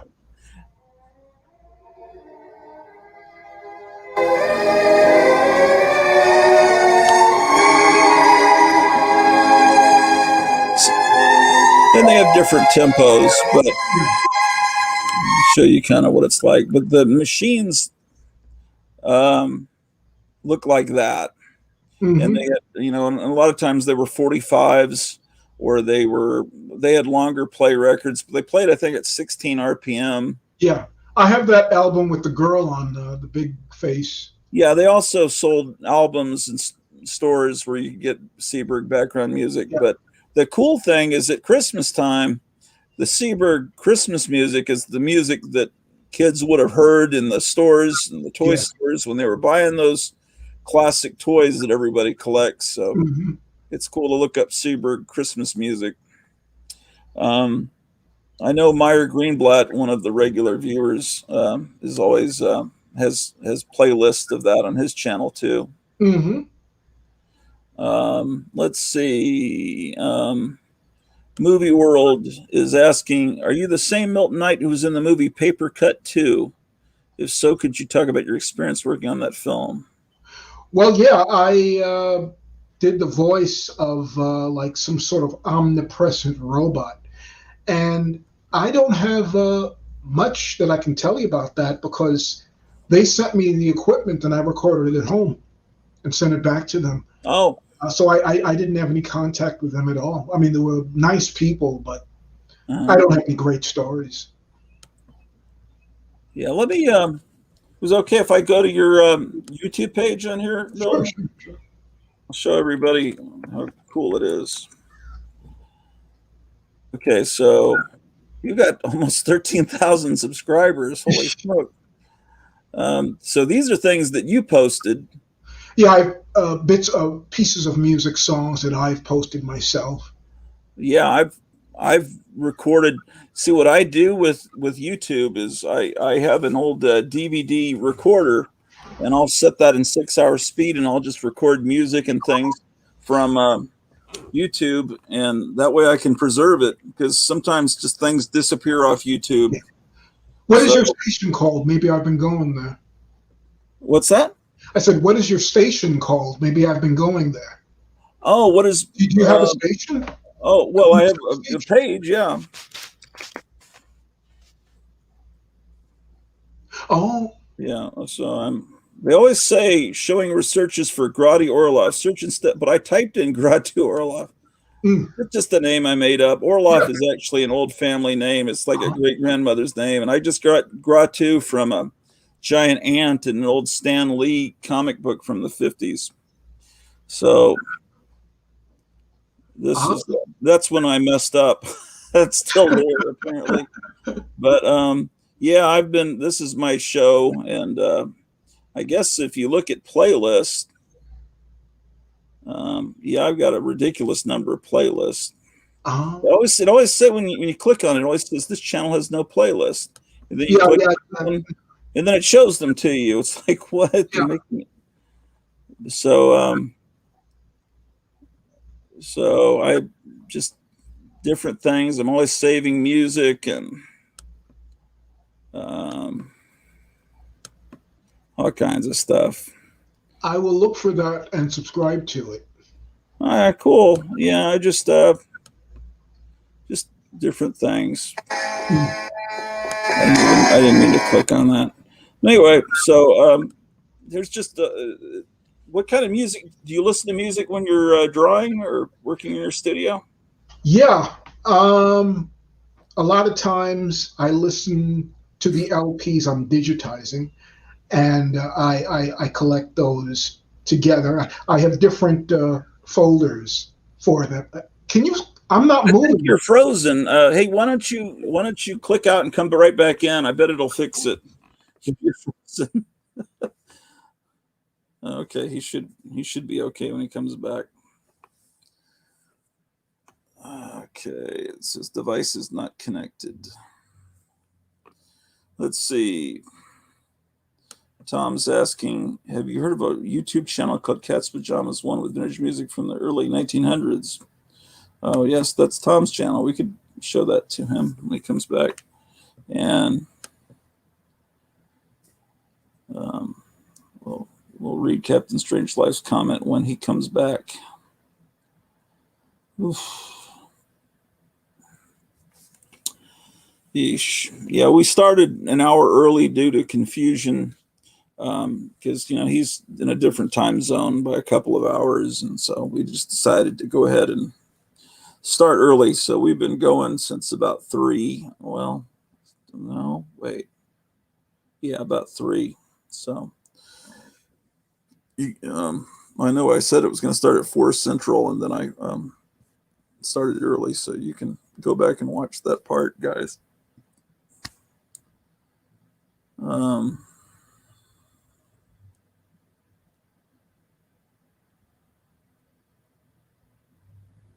okay, it looks like he's trying to come back in, and it says devices not connected. He's tried to come back in twice. Computer stuff. I'll bring it back in a second when he's back. The comment. So, anyway, while we're waiting for Milton to come back in, just picked up this Superman at my local comic shop. Oh, he's back. All right. We're back. Cool. Captain Strangelove says, I love the unconventional yet highly appealing artwork from creators such as yourself. He says he has all the Hugos. Any thoughts on creators such as Basil Wolverton or the nearly forgotten Fletcher Hanks? I like Basil Wolverton's work very much. Yeah. And Fletcher Hanks is, well, he's interesting. And what they call an American primitive. I mean, but Yeah. it's still a point from when, to me, comics were still exciting, and they hadn't put everything down in stone yet. I mean, he was playing by his basically his own rules. I mean, he was taking, the kind of motifs and motivations that other comics were taking at the time, but he was going his own way with them. You could say, well, he didn't even know how. Well, that's a good thing. It's interesting that way. Yeah. So I think I saw on Facebook that you're doing another interview, like either tomorrow or the next day, where you talk about Ed Wood and the history of burlesque or strippers. So Yeah. Fletcher Hanks, I don't know if you would say he's like Ed Wood. Fletcher Hanks is just, it's weird. It's not that it's bad. It's just like, what's he thinking in his head? Right. Because you guys, I don't know if you guys know, I've talked about Fletcher Hanks a lot on here, but I'll pull up some pictures. I mean, he'll just draw people with these tiny heads. Yeah. And people think, oh, people were so naive back then. No, that wasn't that long ago. Right. People in the 1950s knew that Ed Wood movies were messed up. Right. And I don't know that Ed Wood didn't know it. I mean, I don't know that he didn't have his tongue in his cheek. People want to say, oh, he was just crazy. He was just dumb. He didn't know what he was. No, he probably was aware that what he was making was up. That is the complaint I have about the Tim Burton film. It's because Johnny Depp played him like this crazy maniac. And I doubt if it's that way. He didn't do those because he was crazy. He sincerely thought it was either the good thing to do or that it would make money. I mean, why do you think he did science fiction? You couldn't lose. That's why. Yeah. It wasn't because he was nuts. Right. While we were gone, I pulled out some of the records that I play. You were asking me about records I play. Let's look at those before I click over to the other page. Okay. Oh, you want to? Yeah. Let's look at the records now. Yeah. Because we'll forget. Let me give you the full screen. Mellow Moods of Jazz. Yeah, that's great. Yeah, and let's see. So, that's a great record. I have that record.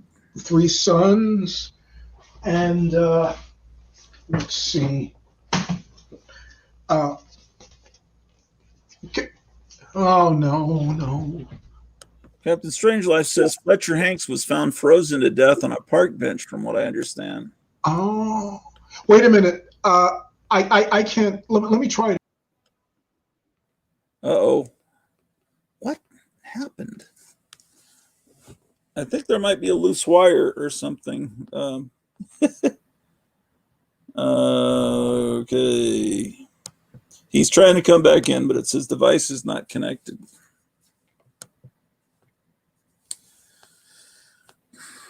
Yeah, the Three Sons are great. Tom's saying, yeah.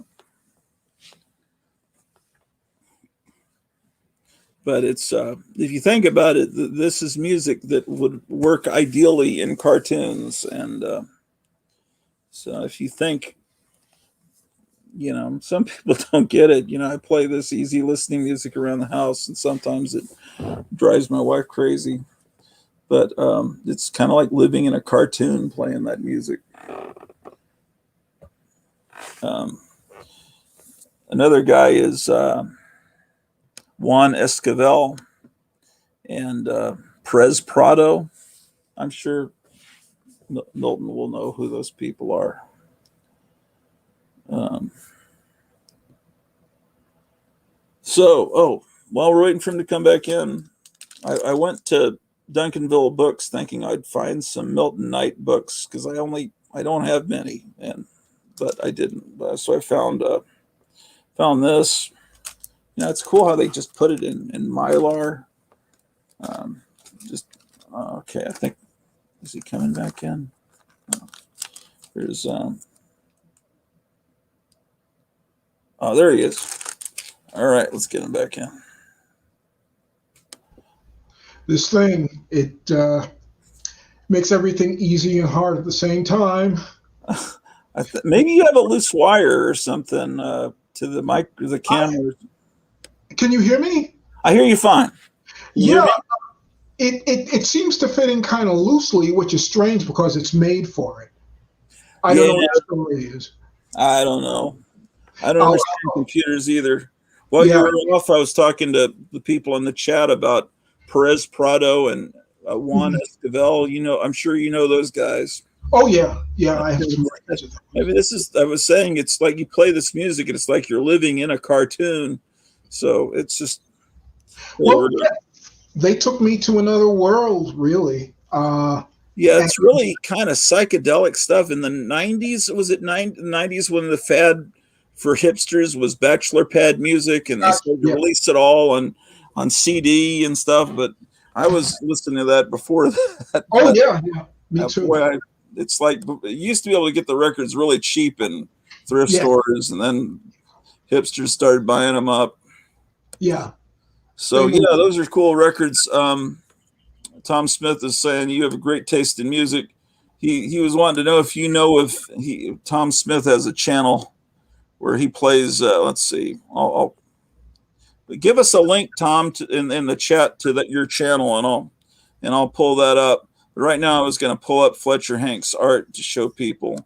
Share screen. Share screen.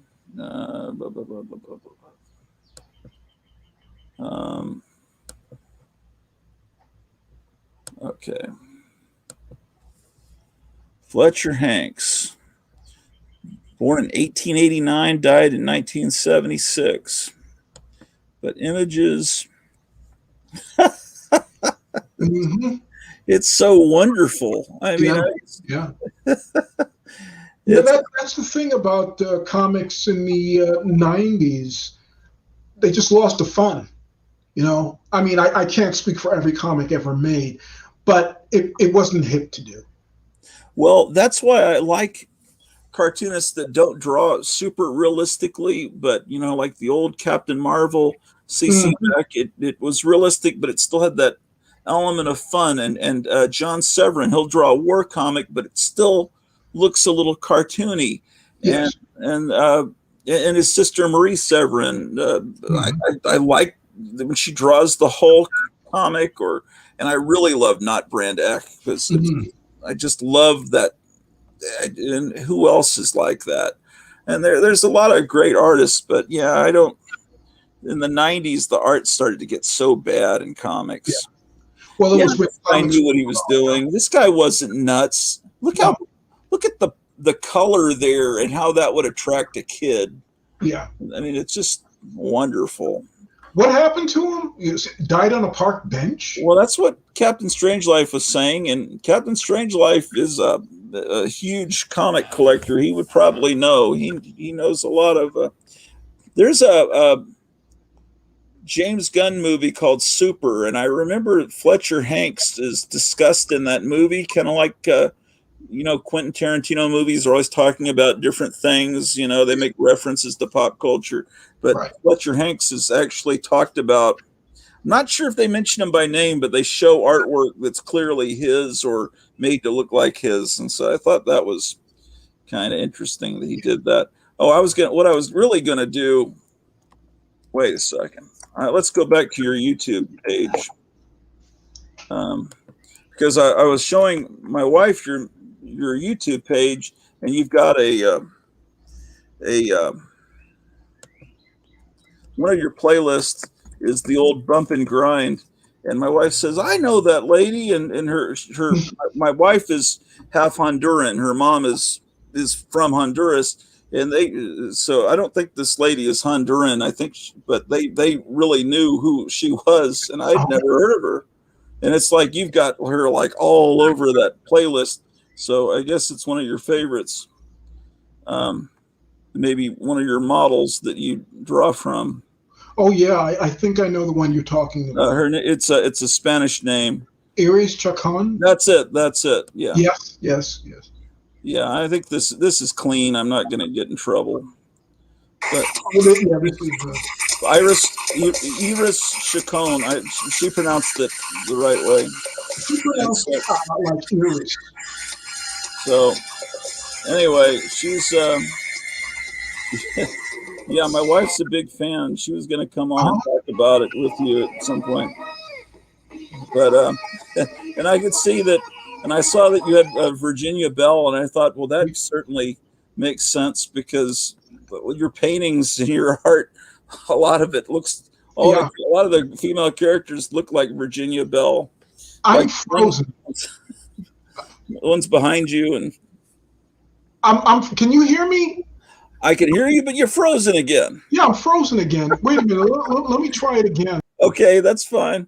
Oh, Greta's on here. My wife's on here. I'm sorry, guys. I'm really not paying enough attention to the chat today, and I'm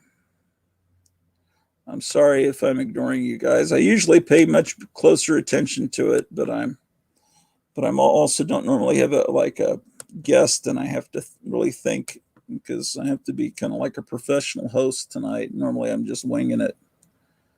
Oh, it may not work. The link. I can find it. If you just put the name, I can find it. Let's see what Captain Strangelove is saying. Love the lounge music of the Jet Set from the early 60s. I agree with Milton Knight. The fun is, for the most part, has left comics.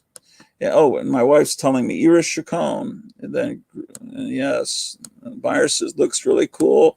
And Myers says, hi, Greta. And, hello, Meyer. Yeah.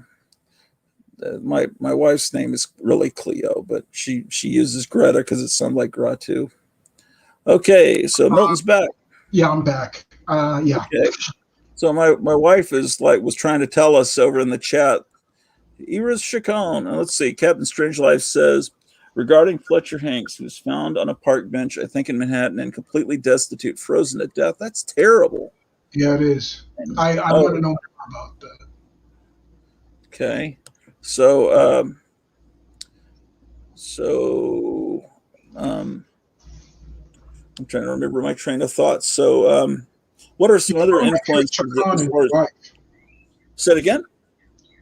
You were talking about Iris Chacon, your wife, her, and Virginia. Yeah. What do you know about Iris Chacon? Do you know much about her? Not much. She's still alive, and there's a lot about her that I haven't looked up. But yeah, she was big on TV, Spanish TV in the 1970s.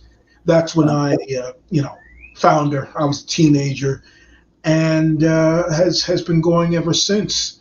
And I remember watching it on UHF and cursing the poor reception because it would go out every now and then. But yeah, that's something that.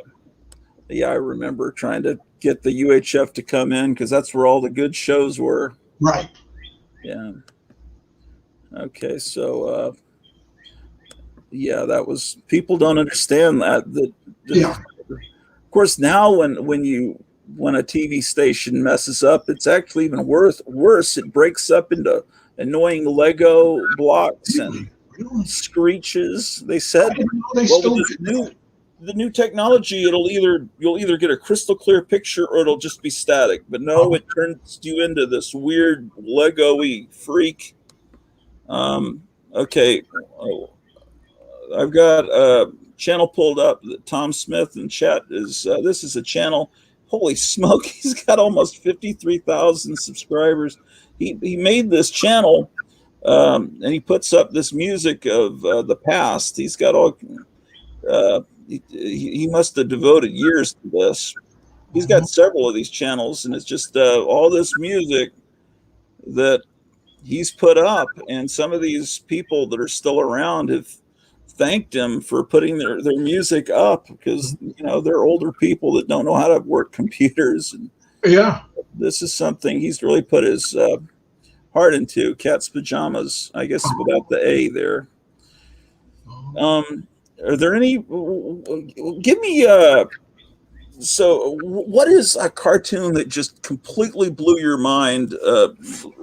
Maybe we could actually watch a cartoon. What is one that just absolutely blew your mind at some point in your life, Milton? One was called Monkey Doodle. I have a link to it. I mean, I've made a list of links. You have? Okay, well then I can just click on it right from. Okay, cool. Well, I'll put it in Facebook. Let me all just. right, I'll do it that way then. Uh, I'll link to my Facebook. I think that'll work. Maybe.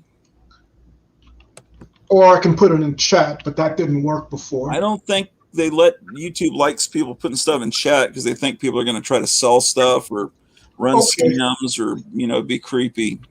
Yeah. Well, I got it and I put it in.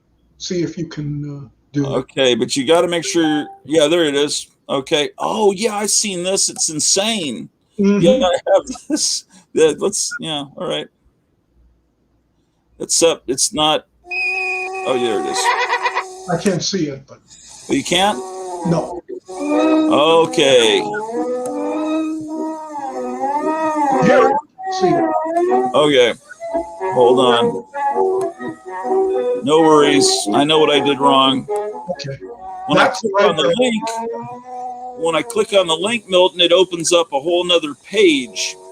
So that's strange. So then that I'm not. So what I need to do is, rather than click on links, because I don't think that'll work. I need to just search titles, which won't be that hard to find. There aren't that many Monkey Doodle cartoons in the world. Let me rewind this. If I recall, this is like one of the most surreal things I've ever seen. Could you put it back at the beginning? Yeah.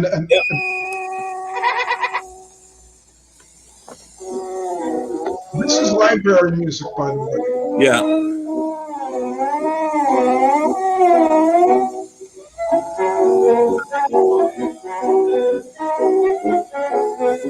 What year is this? 1932. Yeah.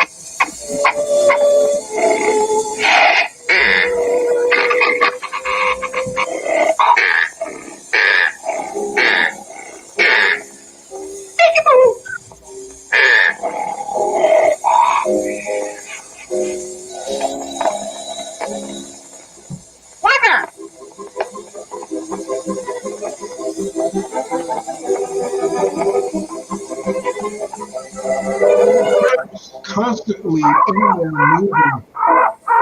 She was really trying to work in, just little details in production.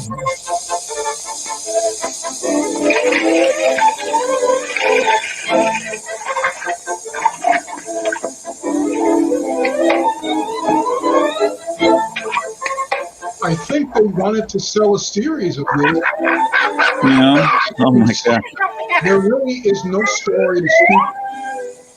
And we were talking about Disney before. And you can see how Disney is readily accessible to people. No shock of the mind. This you're always saying, what the hell is this and what's going to happen next?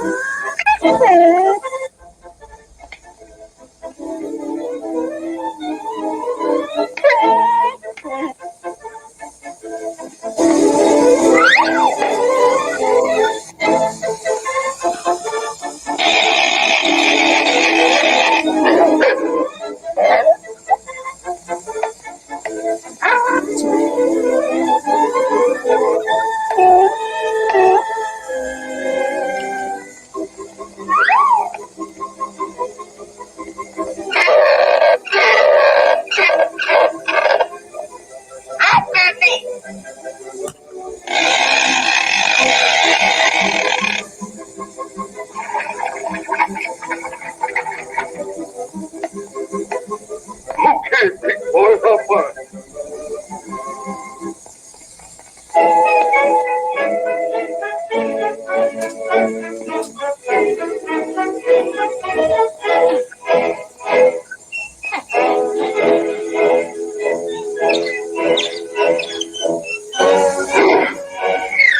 Can you hear me now?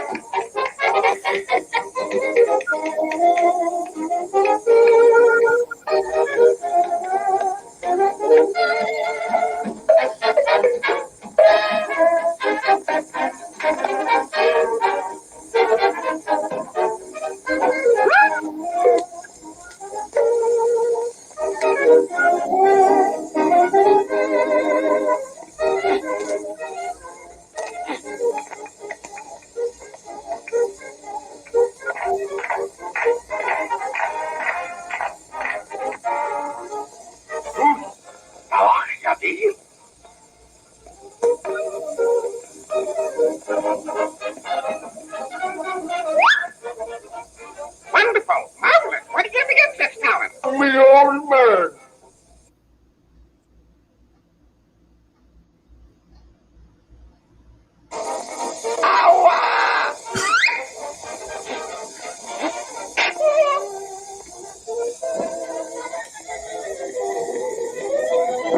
Hurry!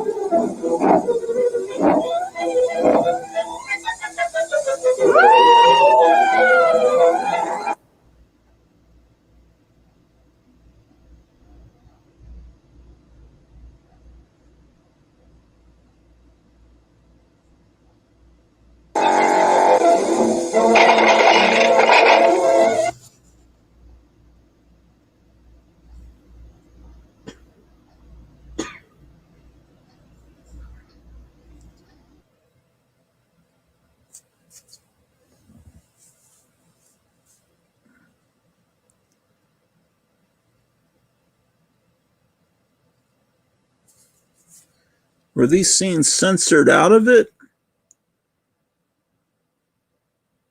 Oh no, your microphone's not working.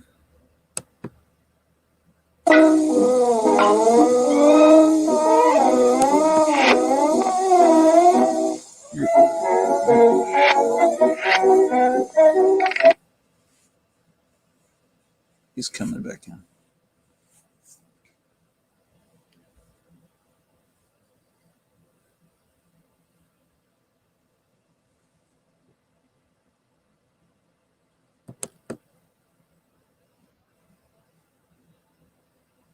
Ooh, what happened? I clicked on him and it went away.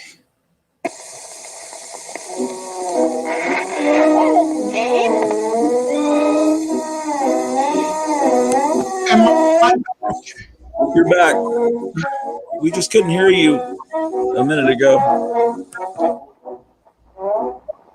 Yeah, well, anyway, that was as weird as it was. That was what it was, and you can really see.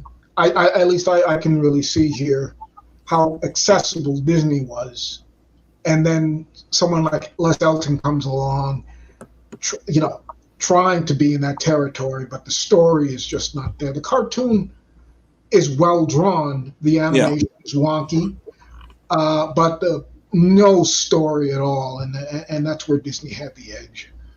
Right. But were those scenes that had no sound, or had they been censored out of it? That was Yeah. I had seen it for a long time without those scenes. Those scenes were newly discovered, I think, in silent home movie prints. Okay, so censored. So were those pasties the character was wearing? They would be, yeah. Okay. Coconut pasties, like in South Pacific or something. Okay. I didn't know if they were trying to make her like Josephine Baker or something. That's an inspiration, yeah. So that's because it reminded me of King Kong, the scenes that were cut out for years. When they come in, they're very obvious. Although they've found better copies of those scenes now. It's the current Blu-ray. It's pretty seamless. Right. Let's see what people are saying in the chat. Let's see. He was saying the playlist we're looking at. He says that channel goes back to the 20s and before. It's not just the 50s. I didn't scroll down far enough, so it has a lot of great music. And he said not only 50s. And then Captain Strangelove says, "Hey Tom, the Ink Spots are one of my favorite male singing groups of the 40s." And he says, "Me too. They're fantastic, Hans. The Platters are my favorite 50s vocal group too. Do you like them as well?" And he says, "Oh, heck yes. I live and breathe the 50s. And then what do people say? Tom Smith says, "I feel the best time period for popular music was 54 to 64. That's my favorite era." And Captain Strangelove says, "Me too, except I have to go up to 66. I consider that to be when America reached its pop culture zenith." I think I agree with him. 66 was a magical year. I was only 1 year old. It's not that I remember it, but yeah, that's when everything was at its zenith. If the country hadn't been at war, it would have been perfect. And there's still a lot of good music in the late 60s for sure. I feel like the British invasion music started to erode the great American music year by year, though. And then he says, Captain Strangelove says, "Oh, good Lord, did I just see racial stereotyping and boobies in that black and white cartoon?" Well, there's a lot of stereotyping in old cartoons, even in Disney. There's anti-Jewish stuff in the old ones. Yeah, not in the real the 50s or 40s ones that you should see on Wonderful World of Color. But yeah, that's what they hide a lot of that Disney stuff. And then in the Disney Mickey Mouse comic strip in the 80s, they had these covers that came out with just black covers, the uncensored mouse but yeah, I mean, there is a lot of stereotyping in the old cartoons. Yes.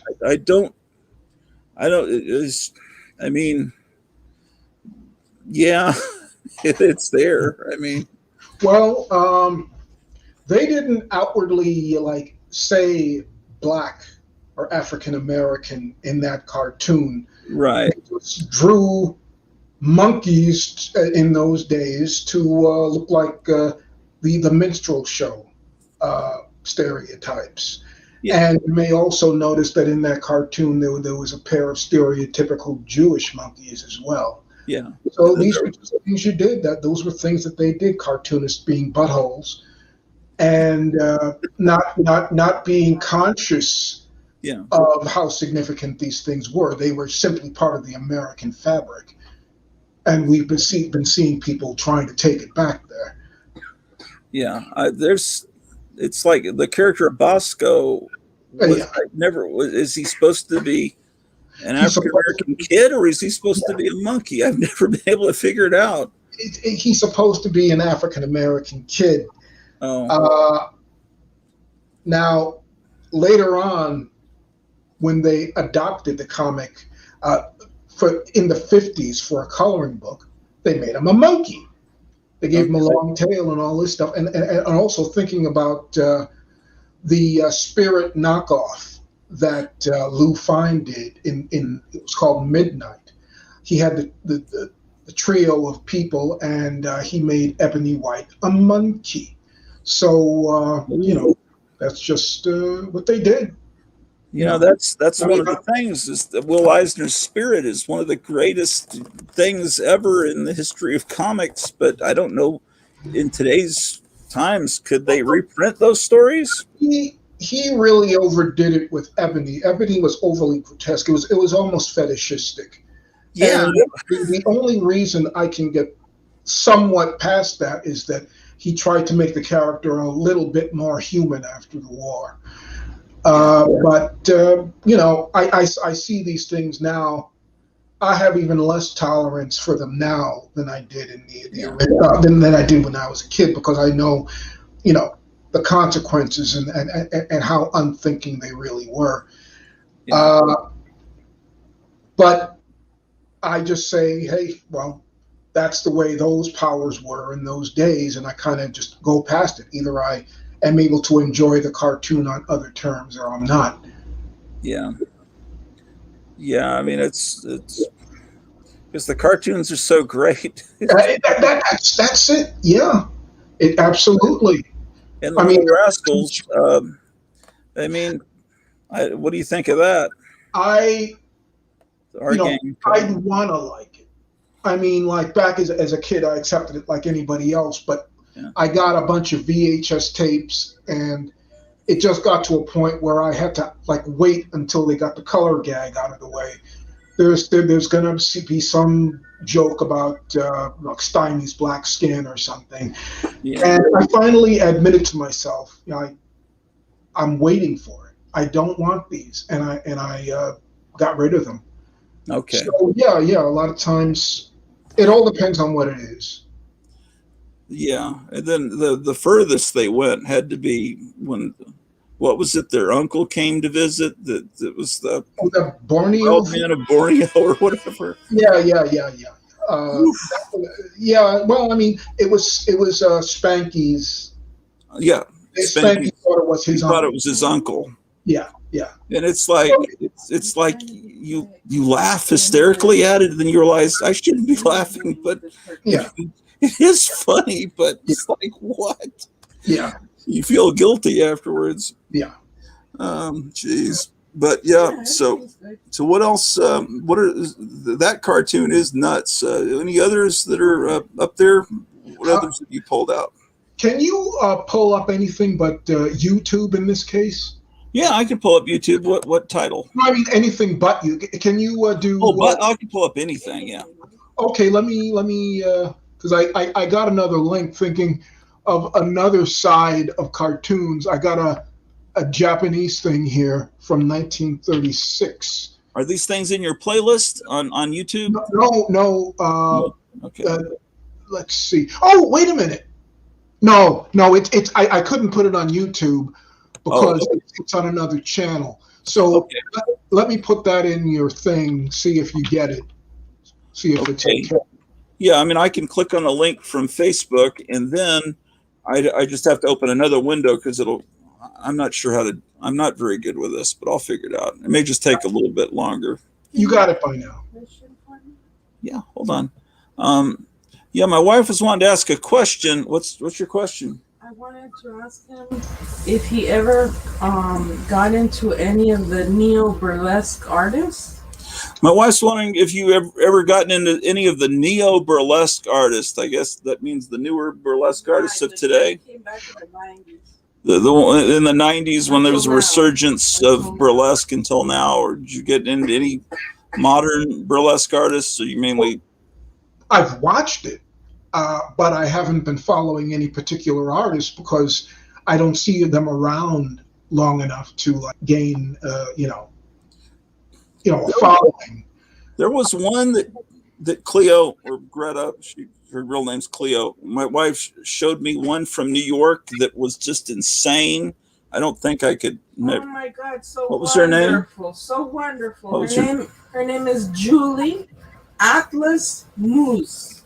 Julie Atlas Moose. Is it on YouTube? Is it appropriate? Could I play it here? I don't think she would do anything on there that. Well, if it was okay, it must. If it's on YouTube, I must be able to play it. Because one day I was watching her live in Las Vegas. And she went into the audience and she kind of attacked the man with her crotch. I don't. Julie Atlas M-U-Z? Yeah. She's married to a guy that comes out in some movies and stuff. Well, I don't know what would be a good video to show. I don't know either. I don't. Because the little things I've seen on YouTube, they never compare to what you see in person. Let me take a look at what this is. Then we'll go to your link, Milton. They have her doing My Way. Let's see what this is. I haven't seen that. That sounds cool. Let's see. Let's say Nina Hawkins.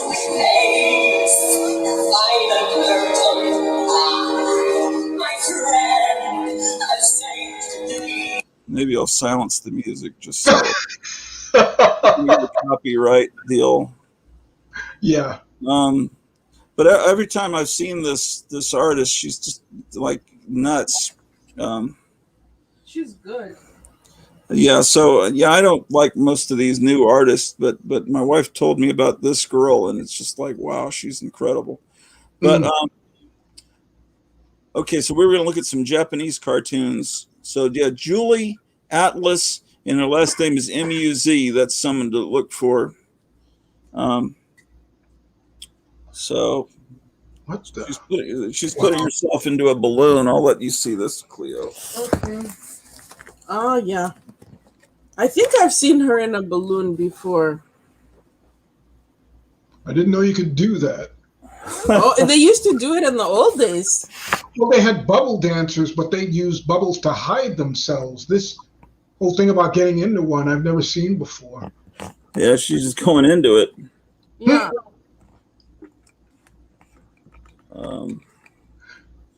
This is kind of a David Lynch burlesque. Oh my goodness. One day I was at a show in Vegas and this another girl from New York went on the stage and her name was Darlinda, just Darlinda. And she brought the surrealness, you guys. She was wearing a big teddy bear's head.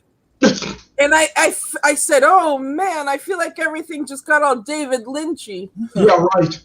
And I love that act of Darlinda, just Darlinda. Okay, that's the end of that. So, wow. Well, thanks. Hold on. Did you want to, Cleo, talk to him about that lady on? Well, I don't have a lot to say except for like last night I said, hey mom, do you remember Iris Chacon? I call my mom like every day. I'm frozen. Oh. Wait a minute. Just take yourself out and then bring yourself back. I'll bring you back in. Okay. Okay.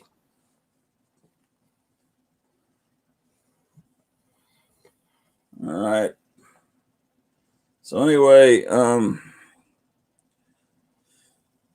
technical difficulties. Yeah, muted that. Okay, I see him. Oh, there he is. I'm going to go run to the restroom real quick. You can. Okay. Okay. Yes, Oh, hi. Hi. Did you ever see she kind of had like a, I don't want to call her like a, well, yes, like a rival. There was another entertainer and she was blonde and her name was Charitin. Did you ever see that? Yeah. Well, my mom told me last night that Charitin stole Iris Chacon's husband. Oh. And I said, what? When?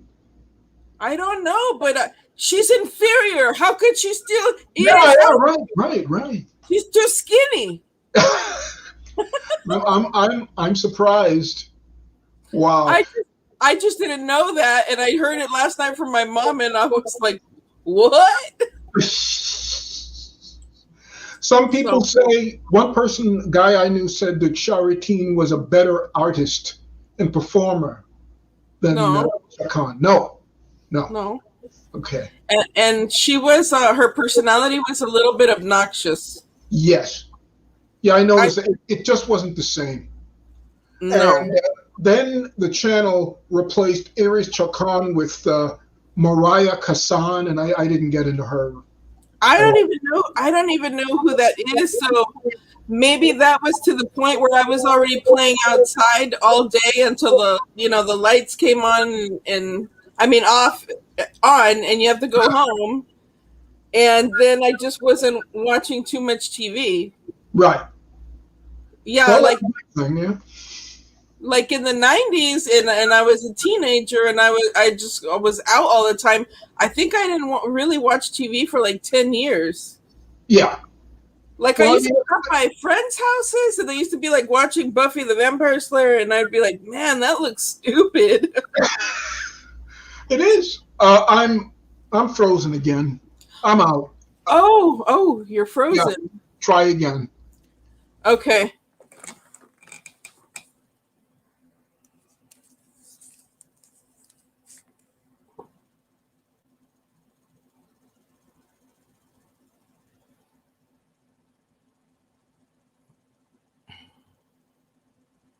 Okay, I think I can add you from there.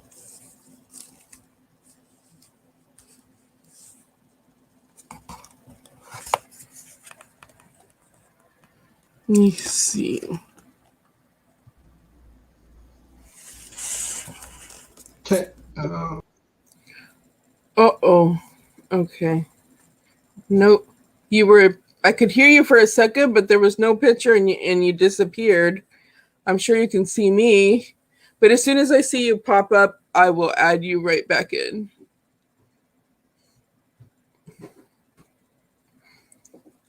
Is everything okay? Okay, I have to add him back because he got frozen. Yeah, you have to just click on it. Right. Your mouse is just so weird. Yeah. I know, I hate it. It's what's giving me carpal tunnel. Oh, I got it. There you are. Hi. Okay. I'm from LA too. That's where you're from, right? No, I was originally in New York. I was born in New York. You know what? I like it over there. I used to go over there like once a year, in my teens, and I feel like I can breathe better over there. I feel like different. I feel better. In New York or LA? No, in New York. Yes. Isn't that weird? Yeah. If I could still be living there, I would. But there's not even a point in asking now. How do you feel about Victorian houses? Well, I mean, they're nice. It would be nice if I could live in one, but there's no way I could afford that rent. Well, what I've been noticing is upstate, they're actually really cheap, but it's the property taxes. I mean, in New York, not in California. My God, no. Right. Yeah. Well, yeah, I'd like to think about that, but property taxes, I don't even want that responsibility. I don't want to own a place. I have been finding there are a lot of places that have really low property taxes. So I'm looking around. I'm trying to find this good mix of like a good old haunted looking Victorian place and a place that has low crime and low property taxes. And I used to find him a lot, but we just weren't ready because he had to retire from work. Yeah. He couldn't just be like, "Hey, did this all this time, and I gotta go now though," and blow it. I retired as a school teacher like 2 months. I had planned it, and it just happened to coincide with all this happened. And I'm glad I didn't have to teach in a school this last year, and that would have been yeah, horrible. Right. Yeah. But so anyway, so I'm retired, and 3 days a week I go to this local comic store and I go through these old boxes of comics in the back room and try to find good ones and price them, and so and then I do this little channel. I've got about less than 300 subscribers, but it's fun, because it's kind of what I used to do, talk for long periods of time to people. And so and there's a lot of people that are, especially in places that are more locked down, and they don't ever leave their house. And I think that this is a good channel. It's a good way for people to have a forum and talk with each other. And I think hopefully I'm doing something good for the community and people. Sure you are.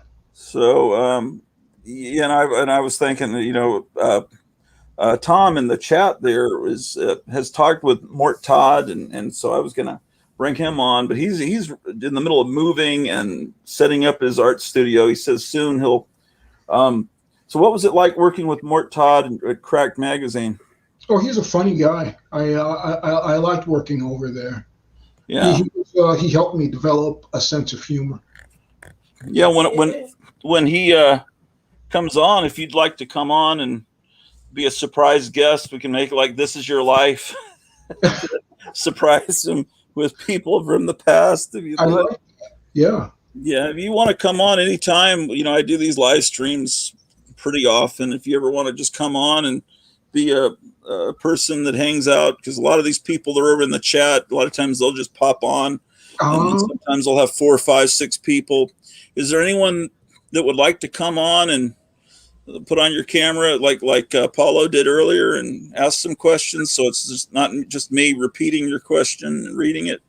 You're welcome to come on. Captain Strangelife, he's not camera shy. He's been doing this for 10, 11 years. He's got some questions. Do you want to come on and ask it, Captain, or I'll read it, and then if you want to come on, you can. He's saying, Milton, have you given up entirely on comic books, or would you still consider doing graphic novels? I'd consider them if they made me a good offer, but I'm not going to chase after it. Yeah. Okay. So you're kind of what you're doing. Those aren't exactly like Classics Illustrated. They're illustrated. There's illustrations, but it's not done in comic format. It didn't look like from what Paul. Well, it was just that one story, that first story that was done in text. All the others I've done have been comics. Oh, okay. So it really is kind of sort of the Classics Illustrated deal. Yeah, I hadn't heard that name, Alex Nino, in years.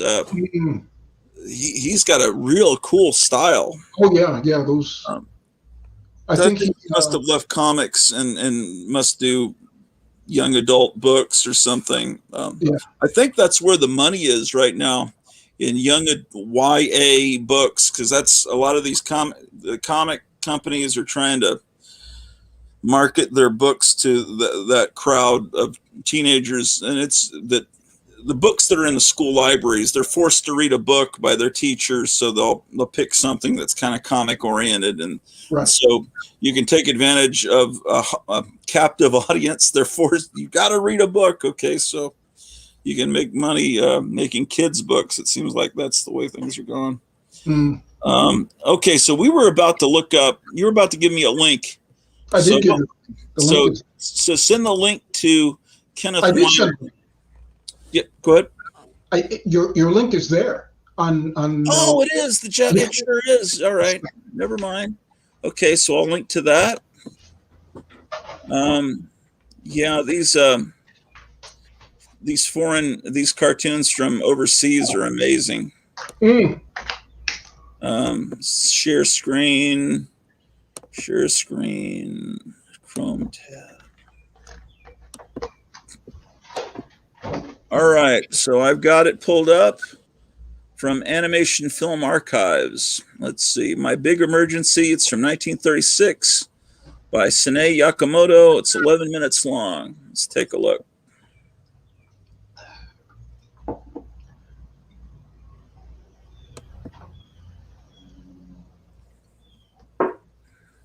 Wow. It's silent. Okay. The print is silent. It may have been made in sound, but this.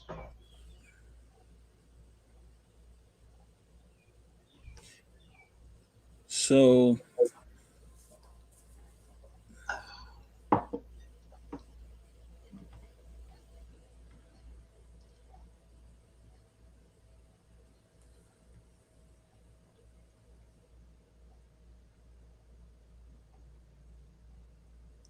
So how did you first see that Monkey Doodle, on a DVD, or how was it first exposed to you? A friend of mine had it on a 16 millimeter. Oh, 16 millimeter. Yeah. Was that when you were younger? Yeah, that's when I was like 18, 20. Oh, okay. So yeah, that.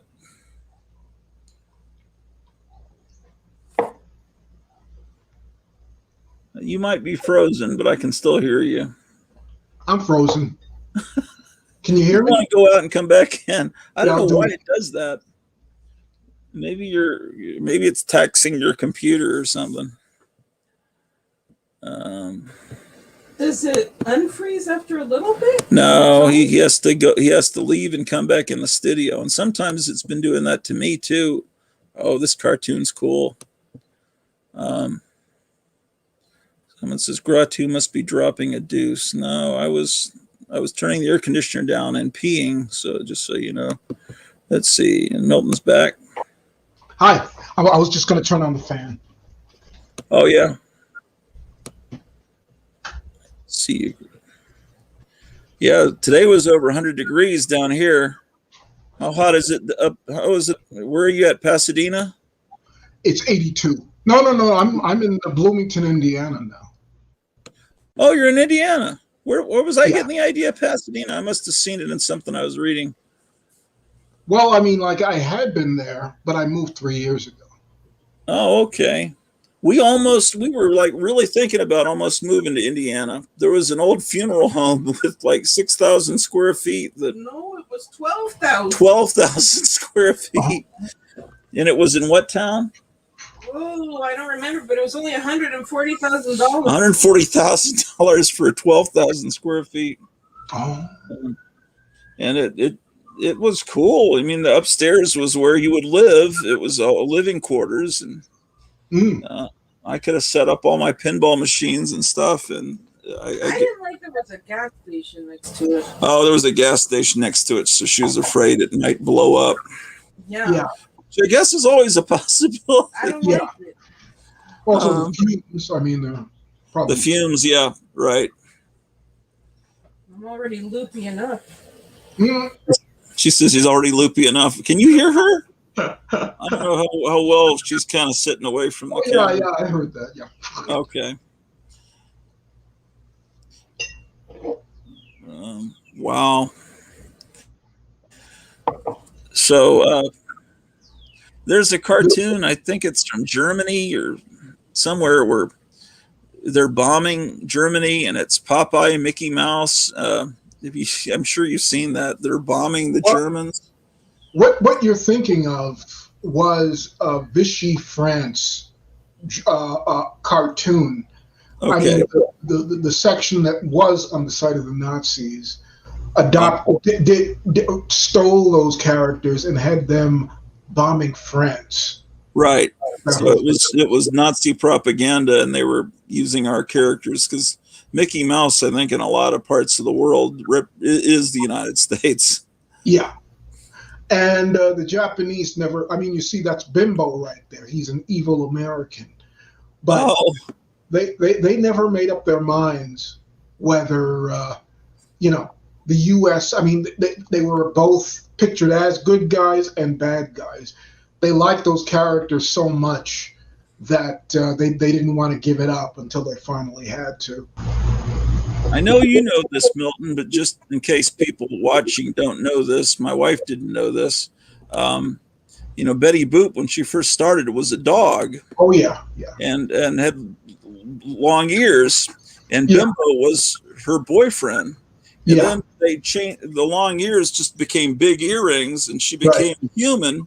And then Bimbo, it wasn't really quite. It's not exactly her pet because he's just like her friend.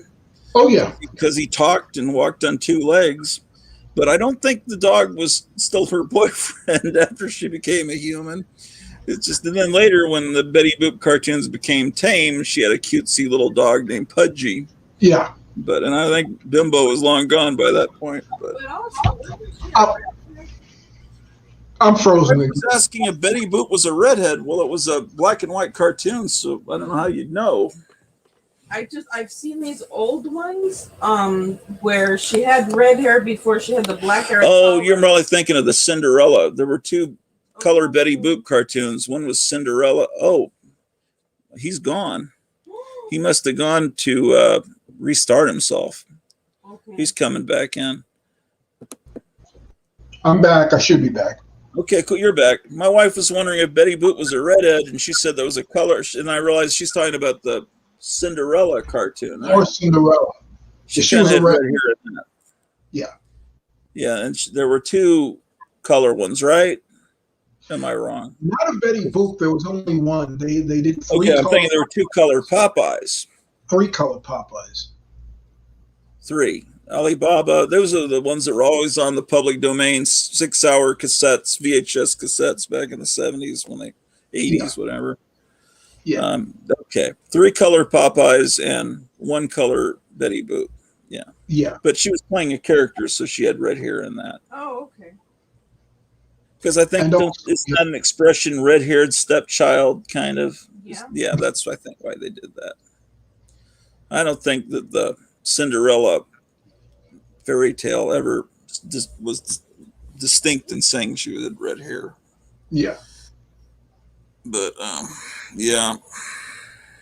Tell Milton that I found some good burlesque artists in LA, and I think currently where they have the good shows is the old place restaurant called El Cid in Silver Lake.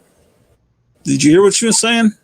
Yeah, I did hear it. If I was in California, I might go. Yeah.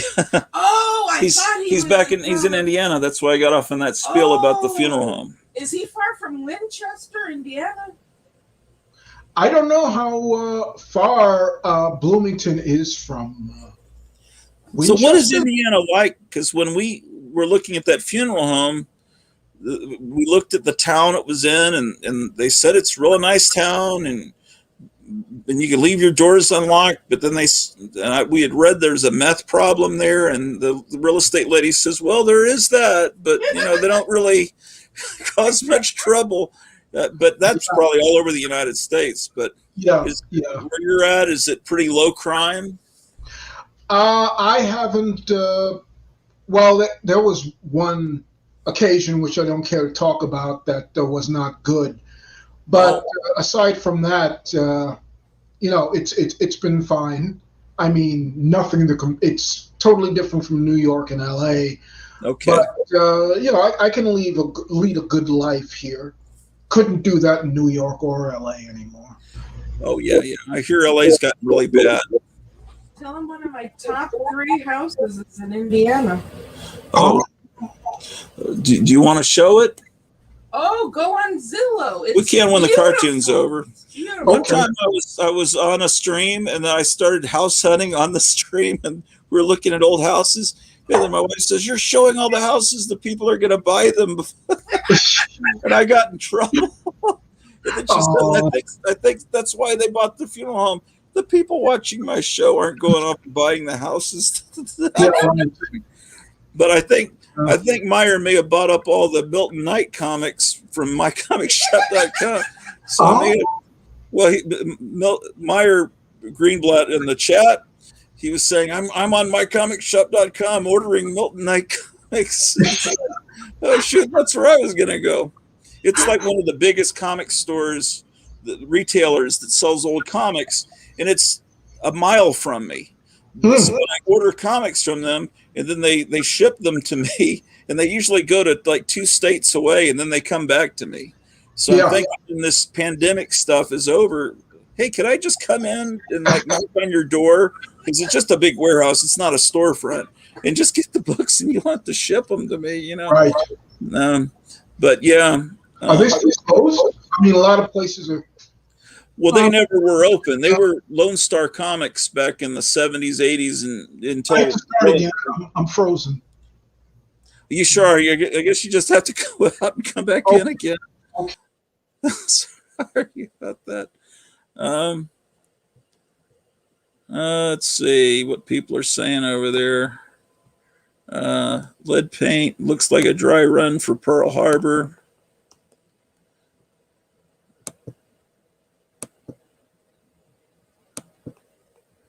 Yeah.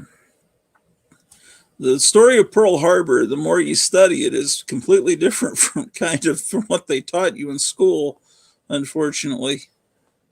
When I was living in Japan, a girl was at a party at my house. Yeah. And she was telling us their version of the story. Uh-huh. And these Navy guys started getting so mad at her. I said, no, calm down. I said, this is what she was taught in school, and it's not her fault. And who knows if it's true, And I got them to just like let it go and just listen. And she was very nice and definitely didn't deserve any heat. We were talking in the chat. Milton, someone was saying this looks like a dry run for Pearl Harbor, and I was saying the story of Pearl Harbor that we've learned is different from what really happened. And my wife, when she was younger, lived in Japan for like a year and. No, like 3 years. 3 years, and so she was saying that someone at a Japanese girl at a party was telling their version of what happened. Yeah. And people started getting mad, and I said, "No, calm down." Listen. Well, I mean, Japan was doing some pretty nasty things in China, but we cut off their oil supply. Imagine if your oil supply was completely cut off, we would probably attack a country that cut our oil supply off completely. I mean, it would devastate us. I just didn't like that she was saying, listen to what they teach us in school, and people started getting mad. I shut that down right away and said, no, let her talk. Well, there's that, but then the other thing is, it wasn't the president knew that they were coming and didn't say anything because he wanted the United States public to be stirred up enough to want to go to war. See, that's the thing. Wars are made into good and bad sides. It's always done. It's compacted so it'll be easy to teach to children, teach people to think the right way, and get them on their side. So none of the stuff of the history of America and probably the world is what really happened. Right. It's taught by it makes a good story. Makes a good story. Created by the winners. Okay, so what is another link that we could look at? Okay, you're going to show me a house, right? Oh, yeah, okay. You know how to get to it? Yeah, I sure will. If you go to Zillow, and you type in Winchester, Indiana, I think it'll show it to you. Okay, let me get that sharing. What? It depends on your filters. It might filter it out. Depends on how much is the house. It's on the pricey side. It's $275. Okay, Winchester. Is this showing? Is the Zillow page showing? I can see it. Yeah. Okay, because when I look at it, I can't. Okay, so yeah, they don't show any. Well, hold on. Yes, they do. $275,000. Look at this thing. Oh my God! It looks like it costs millions of dollars. 3,388 square feet, and it looks like Charles Adams drew it. Yeah, well, I mean, that's great. I can't think about anything like that, not even within the realm of possibility. Well, the house that I've inherited is supposed to be worth around $300,000 because this is a sought after area. So if we were to sell this, we could get that and have a little extra to spare. Look at this thing. Oh, and the property taxes are like way lower than here. Yeah, they're making us pay $4,500 a year at property taxes here because we're helping pay for the Dallas Cowboys stadium and all this insanity around here. And I don't. So, well, we're not paying for Six Flags. Oh, okay. Wow, this is pretty cool. How close is this to you, Milton? I don't know. No, I don't know. He doesn't know. But I think it is on that side that's closer to Illinois, I think. I could look at a map. Holy smoke. I know. Well, I really should get going now. Oh, okay. It's getting towards the end of the line. Time? Yeah. I was just thinking we could hang a lot of Milton Smith art on the walls. Just a lot of space to buy some paintings from you. Milton Smith? Milton. Instead of Knight. Milton Knight. Sorry, my mind is going. No. I don't know, because I'm thinking, yeah. All right. Well, cool. Well, this has been a lot of fun, Milton. We've just right at 3 hours. Yeah, I've enjoyed it too. Thanks for having me. Yeah, and if you want to pop on to look at if you got time tomorrow at some point after dinner, I'm going to be having a guest on that you might find interesting, and you could watch the guy that runs Guandanaland Books, and what he does is he reprints public domain old comics and magazines from the 40s, 50s, I think up to maybe the 70s. So stuff that no one can afford, he puts, and apparently you order it and then it's printed on demand. And so it's like amazing stuff you can get for not much money that you never thought you'd own, all these great old books. So that's I'm going to have him on probably about 5 tomorrow evening. If you want to tune in, Milton. Yeah, I'll keep an eye out. Yeah. So thanks. Yeah, you just kind of like you can you get alerts, I guess, if you subscribe to the channel or whatever. But In Indiana. oh, Cleo's asking, what town are you in Indiana? Bloomington, Indiana. And tell him I said nice to meet him. And she says, nice to meet you. And it's been a lot of fun, and it's great. Maybe you can come on again sometime. Would that be cool? I'd like that. Yeah, very much. All right. Fantastic. Okay. And Elwood, how do we see the interview with you that you say you're doing in the next few days? Where's that at? I'll be posting the link. Okay, cool. So we'll watch your Facebook page. All right, cool, Milton. It's really been fun. I'd like to also mention my Patreon page if you want to check that out. And that is at patreon.com. Let's see. Let me... do you want me to share it real quick? Show the page? Oh, yeah, sure. I found it here, but let me just click it on. Let me just put in the... for you, link. I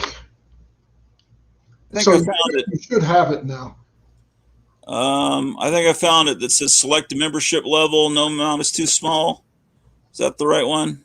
That's what it says. Yeah. Yeah, I'm already there, so I don't even need to go to the links. Let me click it, get it on here, and we can take a look. Milton Knight is creating cartoons, animation, and general all-around art. Come on. Okay, is it showing? Now it is, yeah. Right, cool. So let's see, the $10 a month level. You want to talk about it? Or? Well, I mean, like if you go there, you can see it all, but I offer premiums for levels of, subscriptions. Anything $2 to $10 gets a thank you and a font of my lettering. $10 up. Let's see. You get. Wait a minute. I'm getting it wrong. I don't remember exactly. I'd have to see. Oh yeah. From 2 to 10, you get the monthly PDF and of you can print it out, art and stuff. For $10 up, you get that plus my font, and then for 20 you get a black and white pencil sketch, and it keeps going up from there. So you keep getting more stuff, whatever. Is that a pre-existing sketch, or you draw it for the person? Do it for the person. Okay, cool. See all 6 levels. Yeah. Okay, let's see what else we can get. Black and white ink drawing for $25. Now that's cool. Hmm. It's, Painting for 65, and for 75 up, you get specially commissioned painting, depending on what it is. 75 up, you'll okay. get more detailed and a bigger thing for upward from there. So is that when you join? Is it 70? It's 75 per month. So is that for a year, or how long? Or is it? Yes, for a year. Okay. So then would that be one of the, like a painting, kind of like what we see behind you, or smaller, or about the same size? It would be smaller. Like I said, it depends on whatever your pricing is. Oh yeah, because it's 75 and up. It's not just 75 only. Yeah. Okay. Yeah, because that that back cover that I used as the thumbnail for this episode, that would be really cool to get a painting of that image. Yeah, with her reading the book. Yeah, I'd have to do that over again because somebody has it by now. Oh, okay. So did you sell it to someone, or is it just lent out? Or? Yes. Okay, cool. Is there anything else? Let's see what else we got, and that's what we watched earlier, right? Yeah. Yeah, and so and there are updates. If you go to the recent posts, you'll see some of my animation for the Ginger cartoon coming. That's a recent commission. That's behind me. That's what's on the wall behind you, right? And if you keep going, then you'll see some of the animation, some sketches. So everything, as you do it, you post it up here. So yeah, a lot of it, much of it. There are some PDFs of paintings. Yeah. Did I just see Tempest Storm there? Did I just see Tempest Storm right there? Yes. Yeah, this is great. And you'll see more stuff as you go down. Yeah, this is fantastic. Brazil's animation pioneers. That's something we should have talked about when Paulo popped on, because a lot of the stuff, he gets a lot of stuff in Portugal imported from Brazil. Same language. Wow, this is cool. This is about what we're doing now, but I love that. It's wonderful. So, and so in your Monday, you're doing your invaluable knowledge of Ed Wood and sleaze films and strippers. We didn't even talk about movies. Yeah. But you'll be talking about that soon, and we'll follow the link. And I'll let everyone know when I find out exactly where the Monday interview is going to be. I'll let everybody know where it's going to be. Great. So this is cool. So make sure you go to patreon.com/Milton Knight, and hopefully that will get a few Patreons for you. However you say it. All right, cool. So it's been a great time, and I appreciate you coming on, Milton, and hopefully you'll come back real soon. Okay. Thanks so much. Take care. Bye-bye. All right, bye. So there we go. All right, so let's see what people are saying over here. I haven't been doing a good job monitoring the chat with you guys. And it's getting to be, when is our friend, we have a friend that shows up every Friday night. Oh my God, he called and I tried to tell him very quietly that you were interviewing him. Yeah. So I need to call him. Is he on his way? I don't know. Are we going out to eat with him? I hope later. I'm not ready. I'm feeling really queasy. You look like you're ready. You're on nationwide television. I'm feeling really queasy. Oh, you're not feeling well. That's why I woke up. Myers said, "Thank you for being here, Milton. I really enjoyed finding out about your work." And Captain Strangelight says, "Milton Knight, I'm going to friend you if okay with you on Facebook. I'm sure it's no problem. I'm sure I wish I had put it up while he was still here. I'm sure he's not going to have a problem." I think John Cougar lives in Bloomington, Indiana. Yeah, the thing about Milton Knight's Facebook, he's always putting up cool cartoons. And thank you for visiting Grotuville, Milton, says Branko. Yeah, his page is amazing. Let me pull it up. Um, I hope Milton checks out Captain Strangelife's channel. Yeah, yeah, definitely. And Captain Strangelove, thank you for the plug, letting people know about the show. I told Milton earlier that I'm real long-winded, and I'm going to probably just want to talk forever, and because that's one of the flaws in my socially awkwardness. But I never. And I said, well. And I said, here, we need to have like a safe word for you to say if I just keep talking. And I said, why don't you just say, oh, I got dinner plans or I got to run for dinner. That's awesome that you did that. So I think he maybe looking at the houses was like a little bit too much. I don't know. It's cool. But yeah, I mean, of course, I left and went and pissed. He didn't have that chance. So, Yeah. Let me see what we got here. Let's look at, this is my Kenneth Weinert page that you guys are welcome. I'm sorry, Cliff. This is where you can feel free to befriend me on Facebook here. That's my real name. So Milton Knight. Okay, what were you? I'm so sorry, Cleo. What? No, I was just saying it was cool that I came up here after all because you got to go to the bathroom and I got to say hi to him. Yeah, cool. So this is his promo for tonight's episode. I went through Google image search and that was my favorite image. So I would love to commission a painting of this image. I just think that's gorgeous.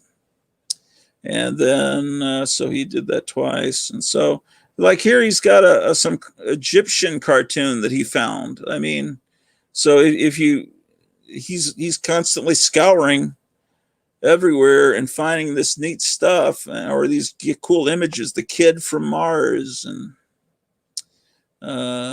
all this stuff. But last night he found this cool World War I stuff, or at least he posted it.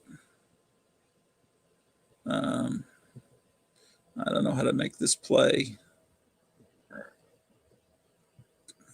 No, maybe that's not it. My eyes are really teary from this crazy sleep schedule. Yeah. Does anyone want to pop on and talk real quick before our friend comes over? I don't know. I think we should go and see if he's even on his way already. Let's see what this looks like. Oh, this is just a GIF. Let's see. Anyway, we still got 9 people watching. I'll put the link if you want to come in again. So I'll show you what I got at Duncanville Books. I was hoping to find some Milton Knight comics, and I didn't. So I got this Superman All Magic issue. This is from the $5 bin.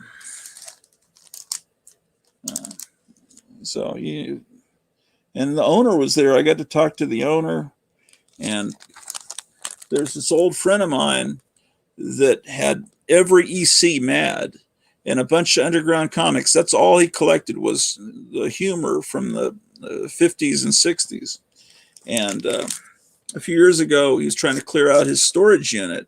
And he said, come over here. I'll give you all these VHS cassettes and some Mads that are kind of beat up. And so I went over there and got several boxes of stuff and brought it here. And there were a few cassettes. He said, well, when you're done with that, make a copy of that VHS cassette, but get it back to me. And so some of them were really cool stuff. So I was going to do that. And then I see on Duncanville Books Facebook page, they said, we've just made a cool buy over in Fort Worth with all these EC Mads. And it's like, oh. And then I think, did my friend sell all his stuff to Duncanville Books? So I go to his Facebook page and he said, well, here I am in Canada. I'm really loving it here. So he sold all his shit and moved to Canada, I think, a few months back.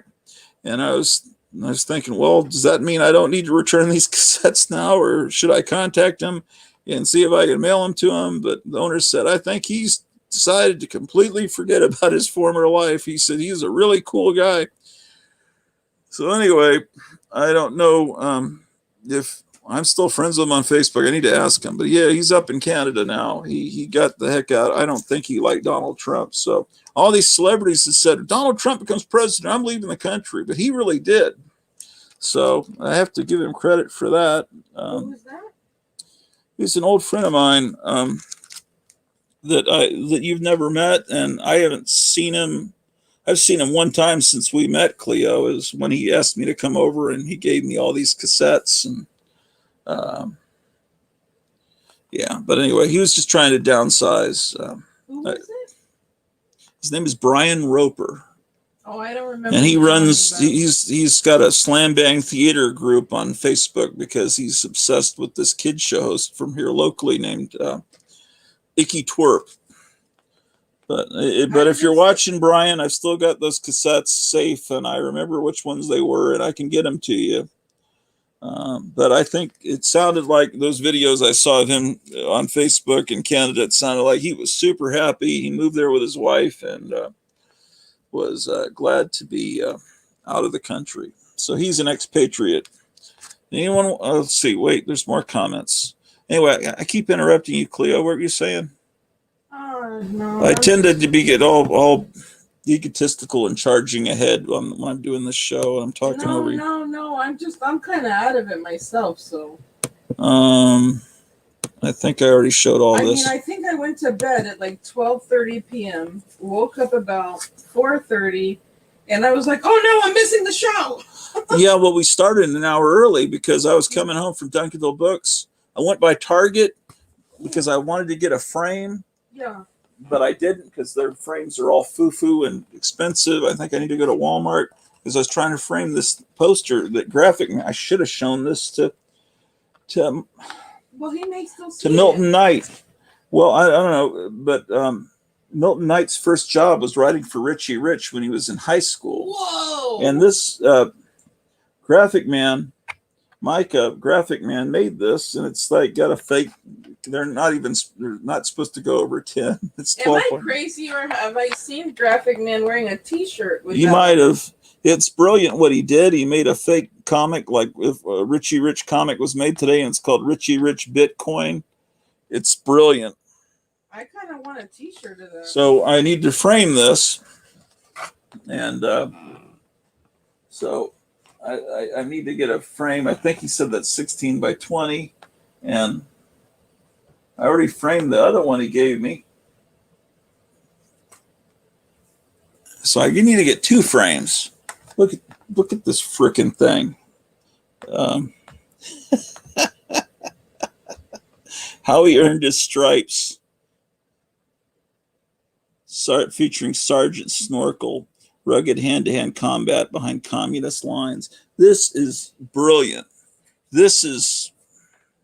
There needs to be a new humor magazine since Mad is no longer really existing. You should make it. Well, maybe.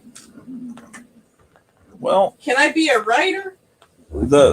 Maybe us with the people that are watching this, because things are so fucked up in today's society that someone needs to, like, because it's on both sides of the political spectrum.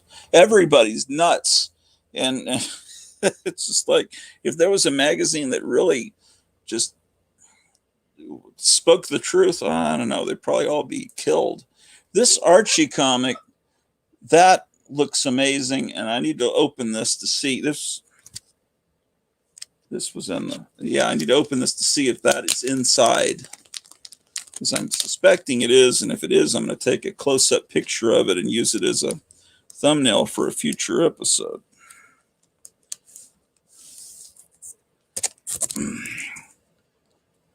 Lead Paint says, bunch of nice giants.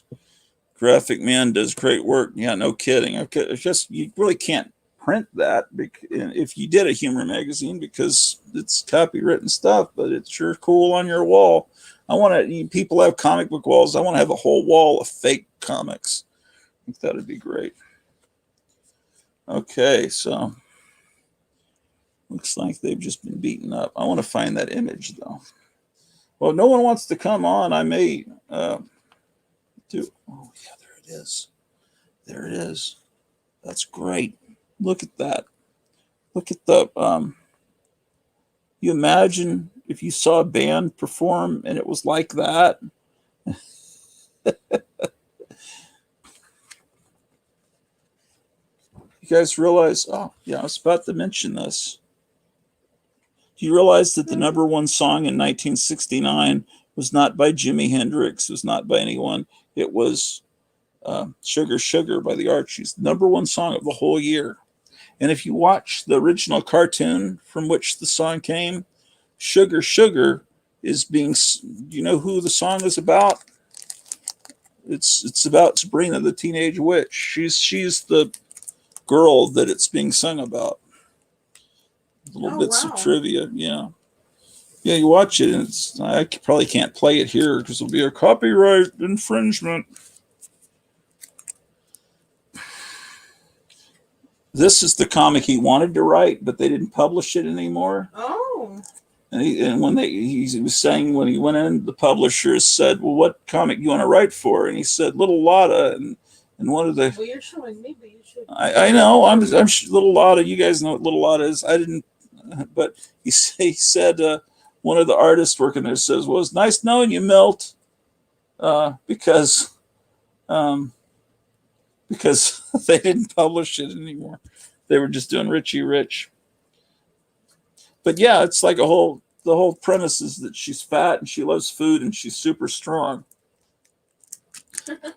It's like in this Sad Sack comic, it's like they're destroying his legs. They're like, I showed this earlier, but I've never seen a Sad Sack comic where there's actually damage being done to someone. I mean, everyone's always getting hit on the head with things, but I've never seen it. That looks like his legs are. That looks like actual real combat. So we got 6 people watching, but it's real quiet.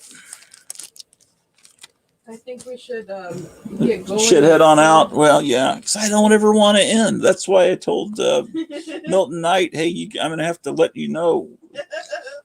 I'll talk all night. That was awesome that you gave him a way out. Yeah. Yeah, because otherwise I'd just come across as an asshole, which I probably do anyway. How many hates do I have?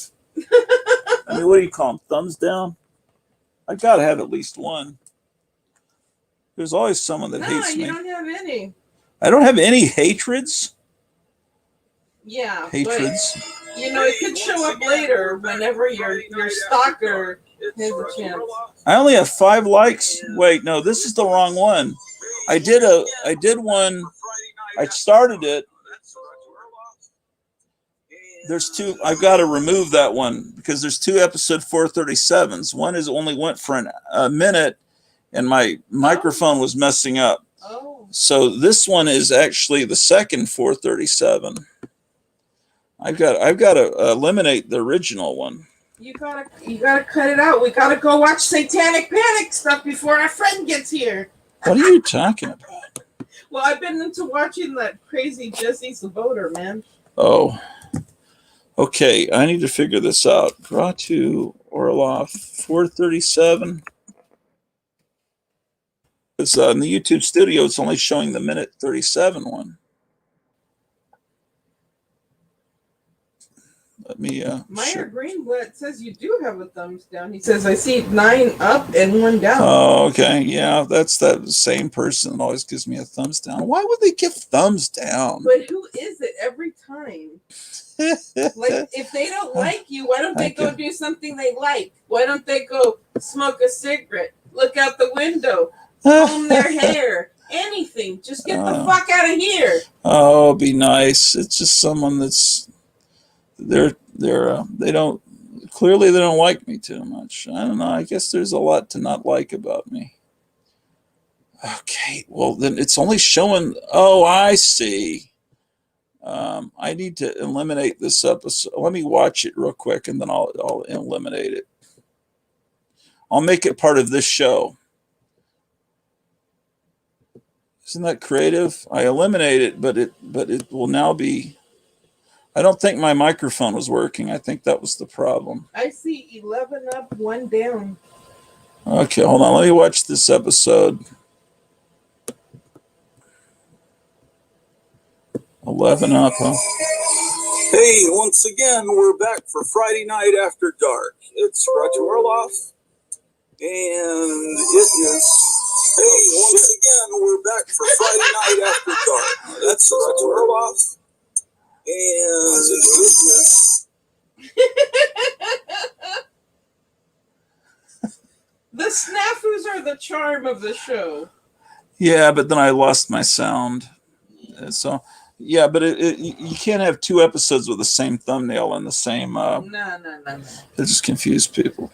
You should just... Okay. All right. That was embarrassing. Seems to be working now. All right. Okay.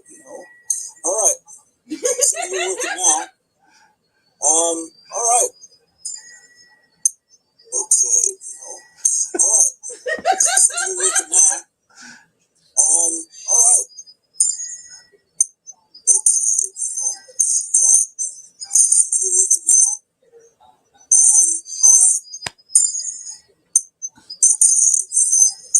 How long does this go on? That was embarrassing. Sometimes I do that just to annoy the viewers, but that time...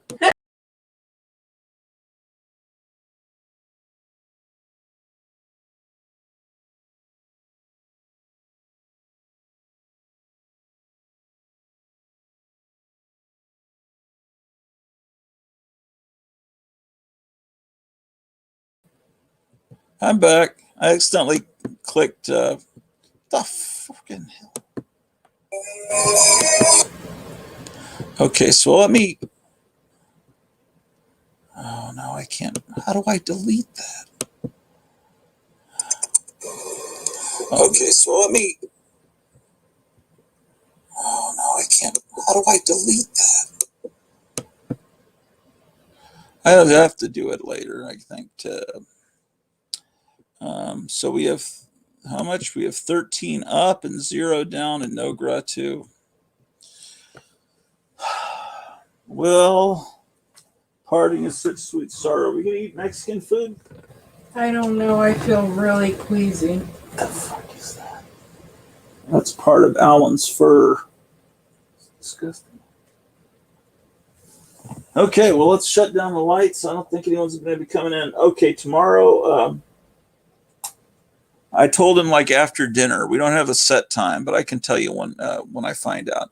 It'll probably be about 5 o'clock Central, 4 or 5 Central. So be thinking of books that Gondwanaland could reprint. We'll talk to the Gondwanaland CEO tomorrow evening, and then I think it would be great if we have a whole bunch of people popping up and it's like a Brady Bunch screen, because Dr. Soul Rage is here. It's a very interesting show, Gratu. Thanks for getting Milton as a guest, sir. Yeah, thank you. And come back tomorrow, Saturday night, and we'll do a cool show.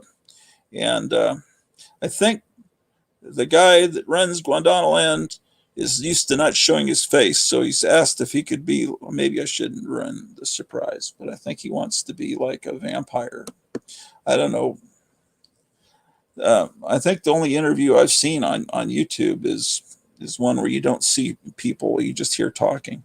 There's Betty Boop's Big Break on Amazon for a decent price. Might be elsewhere. It is Milton Knight Art. Oh, cool. See you tomorrow, says Christopher Schneider. Great show, man. Thanks. Okay, cool. Yeah, guys, I'll come back tomorrow. That'll be fun. I'm going to go ahead and end the broadcast, so be seeing you.